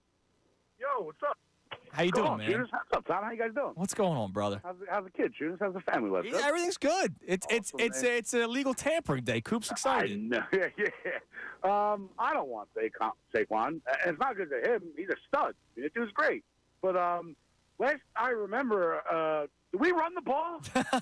Do we run the football? I mean, how many teams in the league had fans show up at your training facility with signs begging you to run the football? That's why I said once this news started coming out, I was like, how long does it take until we start chanting run the ball at Lincoln Financial Field? I wonder if there are fans in Sao Paulo, Brazil in week 1 chanting run the ball. Run the football. Yeah, right. I mean, you can get a running back on like a $4 million a year deal that's going to get the same production. Saquon Barkley's going to run the ball 4 times in the first quarter, and then we're not going to see him for the rest of the game. You think Kellen Moore's all of a sudden going to want to run the ball like A.J. Brown and Devontae Smith aren't on the team? I'm sorry, the dude's a stud, but this isn't the team for him. I don't believe it. If we're spending money and it's not on defense, what are we doing? Defense is why we unraveled. We were Swiss cheese. Go get me Queen from Baltimore. Go get me the... Yeah, but they're not doing that. Well, that's what I mean. If you're going to trot out the Kobe Dean as our starting middle, our linebacker next year, I'm going to lose it. I'm going to jump off a bridge. Go spend money on defensive players. See, you're trying to put a good head on your shoulders. I'm falling in love with the idea of Saquon already at Midnight Green, man. If I want to pick up PlayStation and play some Madden. Yeah, exactly. I'd be nasty with that team. He's still there. Go Birds. Go Birds. Thanks, Mike. Correr a bola. Let's run the ball in Portuguese. I was in the wrong station for a second. I didn't know what was going on. Correr a bola. Let's run the ball. We're going to hear it. Yeah. You imagine. You get, because there's going to be a lot of Eagles fans. Oh, my God, yeah. Our man Vince from Philly Sports Trips sent out the email and dropped it on social media, the package on how to get out there, which, by the way, looks like a ridiculous package. Like, guy knows what he's doing. It's not just about the game. He's got a week in Brazil set up for you. But could you imagine there's like a bunch of Eagles fans that like Google Translate and then start chanting, run the ball. Correr a bola. Let's go to Bill and Pennsauken. What's up, Bill? Hey, how you doing? How you doing, brother? Good. I was just wondering, listening to you guys this morning about the backs and stuff like that. I'm not a big Barkley fan, with his injury history. I was kind of leaning towards Austin Eckler. What you guys thought about Eckler and what you thought it would cost to bring him in. I mean, he's still going to get decent money, right? Like, I think he would get more. He might not get 3 years because of he looked cooked last year. But I would imagine that he would get more of an average salary than what DeAndre Swift is getting and than what Tony Pollard is getting. But where's the Saquon Barkley injury history thing? He missed 2 games last year. He missed 1 game the year before, and he did miss 3 games in 2021. But not following him. It just seems like every time I had him in fantasy, he was that's what it is. It's the fantasy. He's listed as questionable. I get it. Yeah, my thing was like watching the Cowboys. I'd be fearful of Henry going there or Barkley going there, and I would want to block them by grabbing Barkley or grabbing Henry. But I'd almost be satisfied with taking Austin Eckler a little bit less money maybe because the guy does a lot of stuff out of the backfield besides run the ball, and we don't run the ball, like the last guy said. Right. No, exactly. You would have to if you get, but Saquon does catch the ball in the backfield a little bit. But dude, I don't know. Eckler looked just like a mess. Well, he was almost a touchdown a week. It seemed like for the past 2 or 3 years. And, and then last year it fell off, right? Like I haven't seen a fall off from Saquon yet, right? Like last year, I know Saquon didn't put up the numbers he normally does last year, but look, he was playing with Tommy DeVito, Teddy Bridgewater, no offensive line. Like it's so much different here. And with this line, he 100% could be a top 3 back in this league. Tyrod Taylor, sorry, not Teddy Bridgewater. By the way, like Austin Eckler averaged 3.5 yards a carry last year. Like that's not good. I look at the lines. I mean, I hope our line gives them that much more, and they do that exaggerated handoff screen pass out of the backfield when you're not running them because you want to pass them. Yeah, it could be. Look, I'm not intrigued. Tom is intrigued on a 1-year deal, and thanks for the call, Bill. I'll put you in the running for the Sixers ticket. It's just, I don't know, dude. I watched some. Like, do you remember there was that one like highlight that went viral of him running, and it just looked like he was a fullback. Molasses, yeah.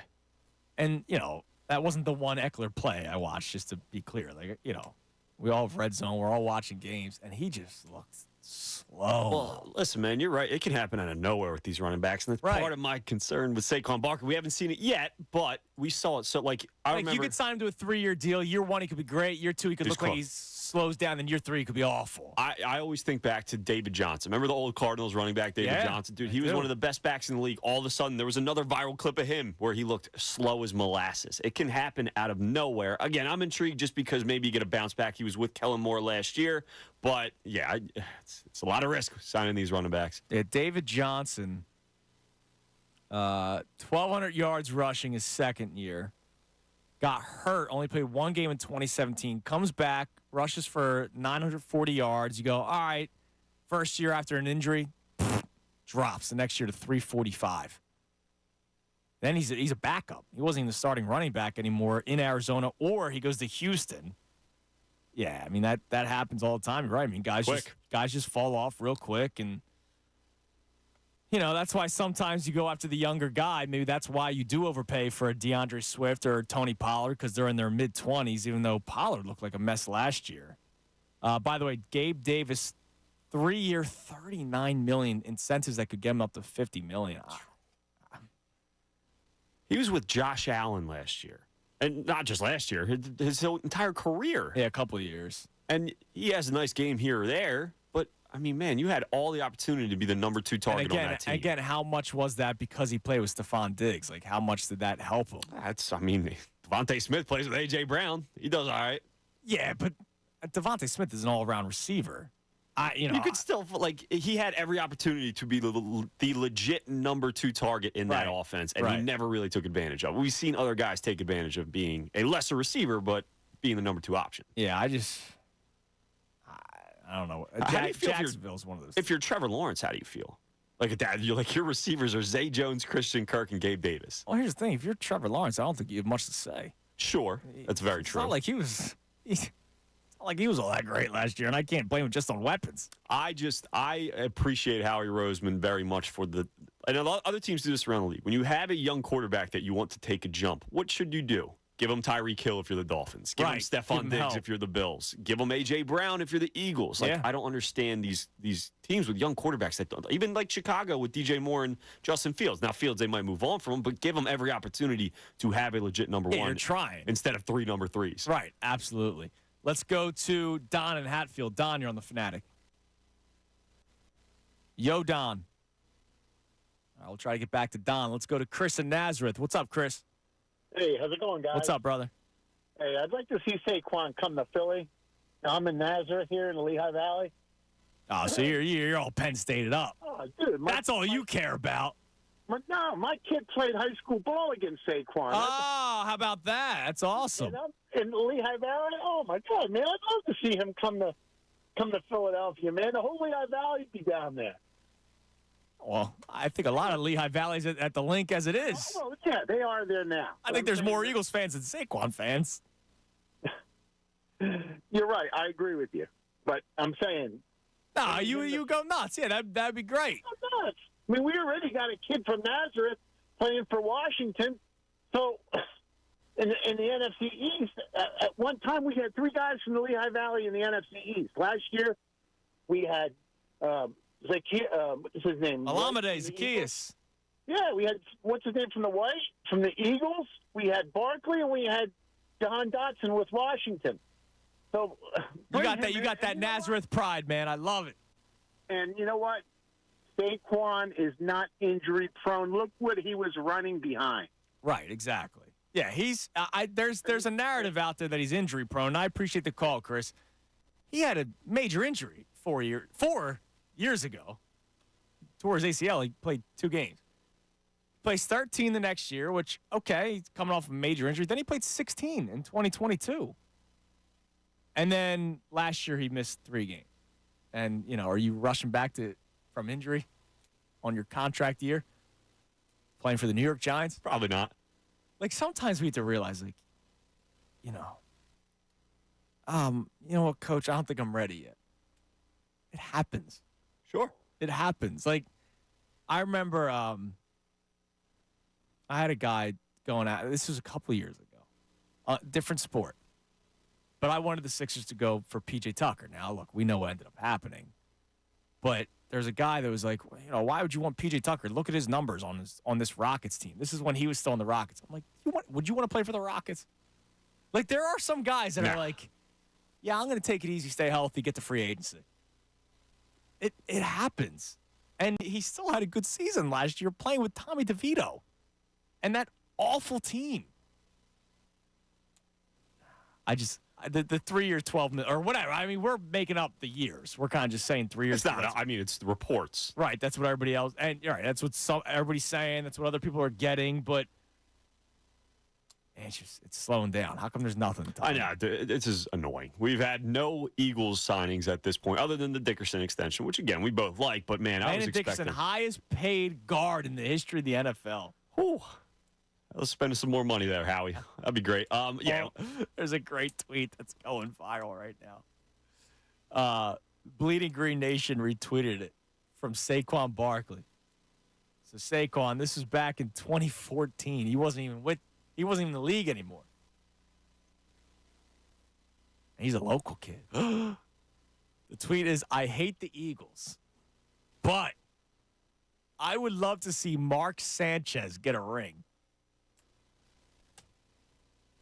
Perfect fit. That is awesome, Perfect man. fit. Hates the Eagles, but he's rooting for Mark Sanchez when he was with Chip Kelly and the Eagles. I don't know. Does that mean he hates the Eagles? Should he not come here because he hates the Eagles? What's worse, that tweet or CJGJ saying he can't stand us mother bleepers? CJGJ, because he's saying us specifically. And they might still both be here in like 2 days from now. And I'm all for it. Would you bring him back even though he said what he had to say? Yes, I would. I think of it a little bit, and I said it before, like after your ex-girlfriend breaks up with you, it's a bad breakup. You have everything in the world horrible to say about her. Can't stand her. She's the worst person, this, that, the other. And then you take a step back and realize, all right, maybe what I said there was a bit Now, the only irrational. thing is, for him, he was the irrational one because we all wanted Correct, him. yes. We all wanted him back. We were upset with the Eagles because they didn't get him, but then we turned our attention to the agent because we saw the agent made a colossal mistake with the contract last year. But then he takes a shot at Philadelphia fans. Like, yo, dude, what are we doing? Yeah, that wasn't a good look. And he's going to be asked about it. You know that much if he does sign here in Philadelphia. And that's going to be held against him. As he should be asked about it, and I'm sure Brett Strosacker or anybody in the PR staff will alert him of said question. That's definitely coming his way, and to be prepared to give an answer. That's what kind of surprises me when it comes to obviously Eagles have been reported to be interested in CJ GJ, but I've heard or seen things that says mutual interest. Like, would CJ GJ, after what he said to Philly, because he's got to agree to come here too. It's not just a trade. Like, that kind of surprised me that, man, does he really want to come back here after what he said? But it seems so. Maybe he realized he missed it.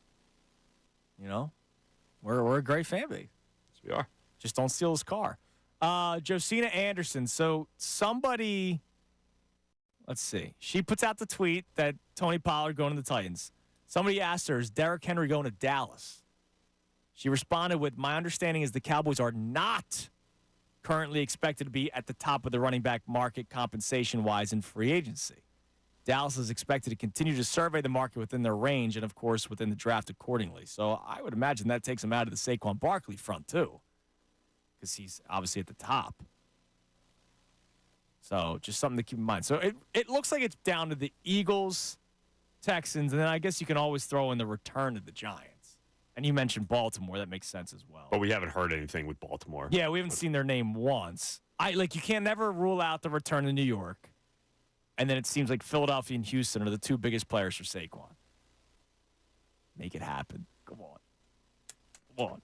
Maybe Howie's just trying to work out the DeAndre Swift or the Devontae Smith contract first. That's smart thinking there. Maybe Get that's that what they're done. doing first. Save some more cap space because you saved $3 million with Landon Dickerson off the extension. And then boom, you drop the hammer and you get Saquon. Let's go to Uncle Frank. Hello, Uncle Frank. Lanciere la palla. Lanciere la palla. Train the ball, damn it. No, it's correre bola. That's it. Not Italian. Oh, I'm sorry. Jesus. All right. Happy legal. I don't speak it. Happy legal tampering. Yes. Man. Legal tampering. It sounds like an oxymoron, like jumbo shrimp or something. So, since I'll most likely win best call, I give my ticket to someone else, and I can't play knockout it. You're probably not going to win. You're like, this is legal tampering day. It's time to get serious, and you're making quips about jumbo shrimp. Like you're already playing from behind. Don't worry about it.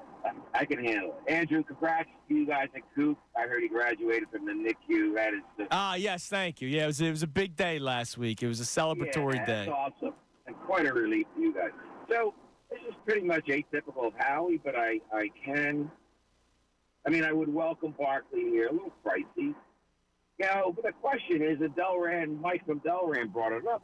Is he going to be utilized correctly? I would think they have to. I mean, look, I think Howie Roseman tries to get involved sometimes because of where he's putting money, allocating resources.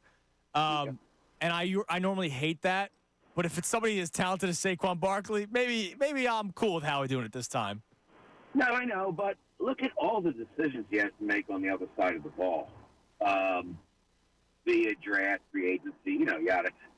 Now, I'm with you guys. I would absolutely not go over 3 years and 30. Hell no. No, really. Yeah, now let me ask you, and I'll ask Tommy this too. So if it's not 330, what if it's 2 for 25? So now that's 12.5 per. But it's only 2 years. 2 years? Damn. I hate to step over dollars to pick up dimes. I don't know. That's pretty hefty. It is hefty, but they're not going to. You think with him they'll win a Super Bowl? They could. Look, if they get Saquon Barkley, and thanks for the call, Uncle Frank, they're not going to not add anybody defensively. They have to. I don't think they have enough players on this team. They actually need to add defensive players. 2 for 25, 12.5 per. A lot of guaranteed money, but it's not 3. It's a lot of money. But it's only 2 years. My first, and I know you're just throwing stuff out, like why would he sign that when he sees Swift and Pollard get 3 years? That's my first question. Because he's 27. And he gets another big contract down the road? No, just because he's 27. Oh. And he understands the market. Okay. Look, he couldn't get paid last year. Yeah. No, that's true. And he was 26 last year. That is intriguing, but it still seems high to me. This could be, this will be his last big payday. Yeah, definitely. Unless he has 2 monster seasons and he looks like he hasn't missed a step. Like, McCaffrey. Yeah. McCaffrey thought it'd be his last payday when he got signed. Man, if he's a free agent next year, and I don't think he is, but he'd get a big contract too, you would think. Yeah. My gut tells me no because, man, I'd rather use that money on a safety if you're going to be spending $13 million on one player in one season at that position. So I'd rather spend that $13 million, 12.5 on a safety or a mix of a linebacker and edge rusher or something. All right. Defense first, buddy.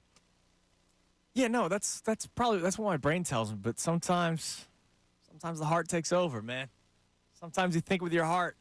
Sometimes it works out well. Sometimes it kills you. We've all had the ex-girlfriend. Sometimes it kills you. Anyways, it was a Fanatic Monday. I brought it back to Football Monday today.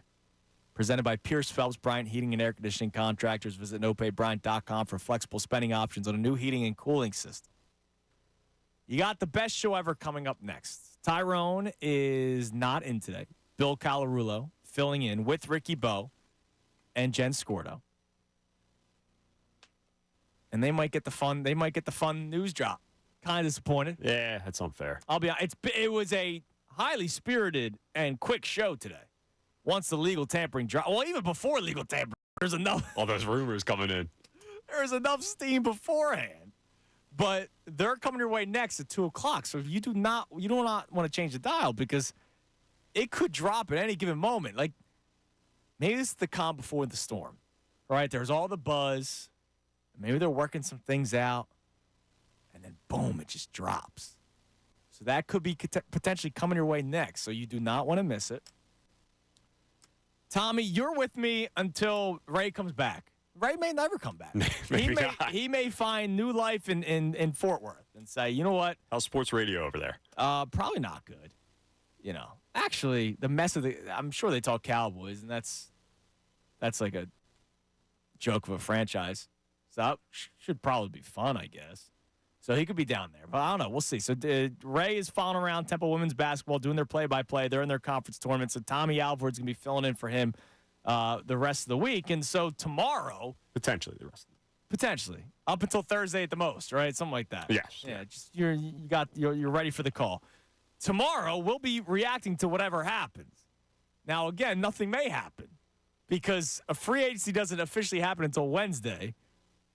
So A, you don't have to sign today. B, you can continue the conversation.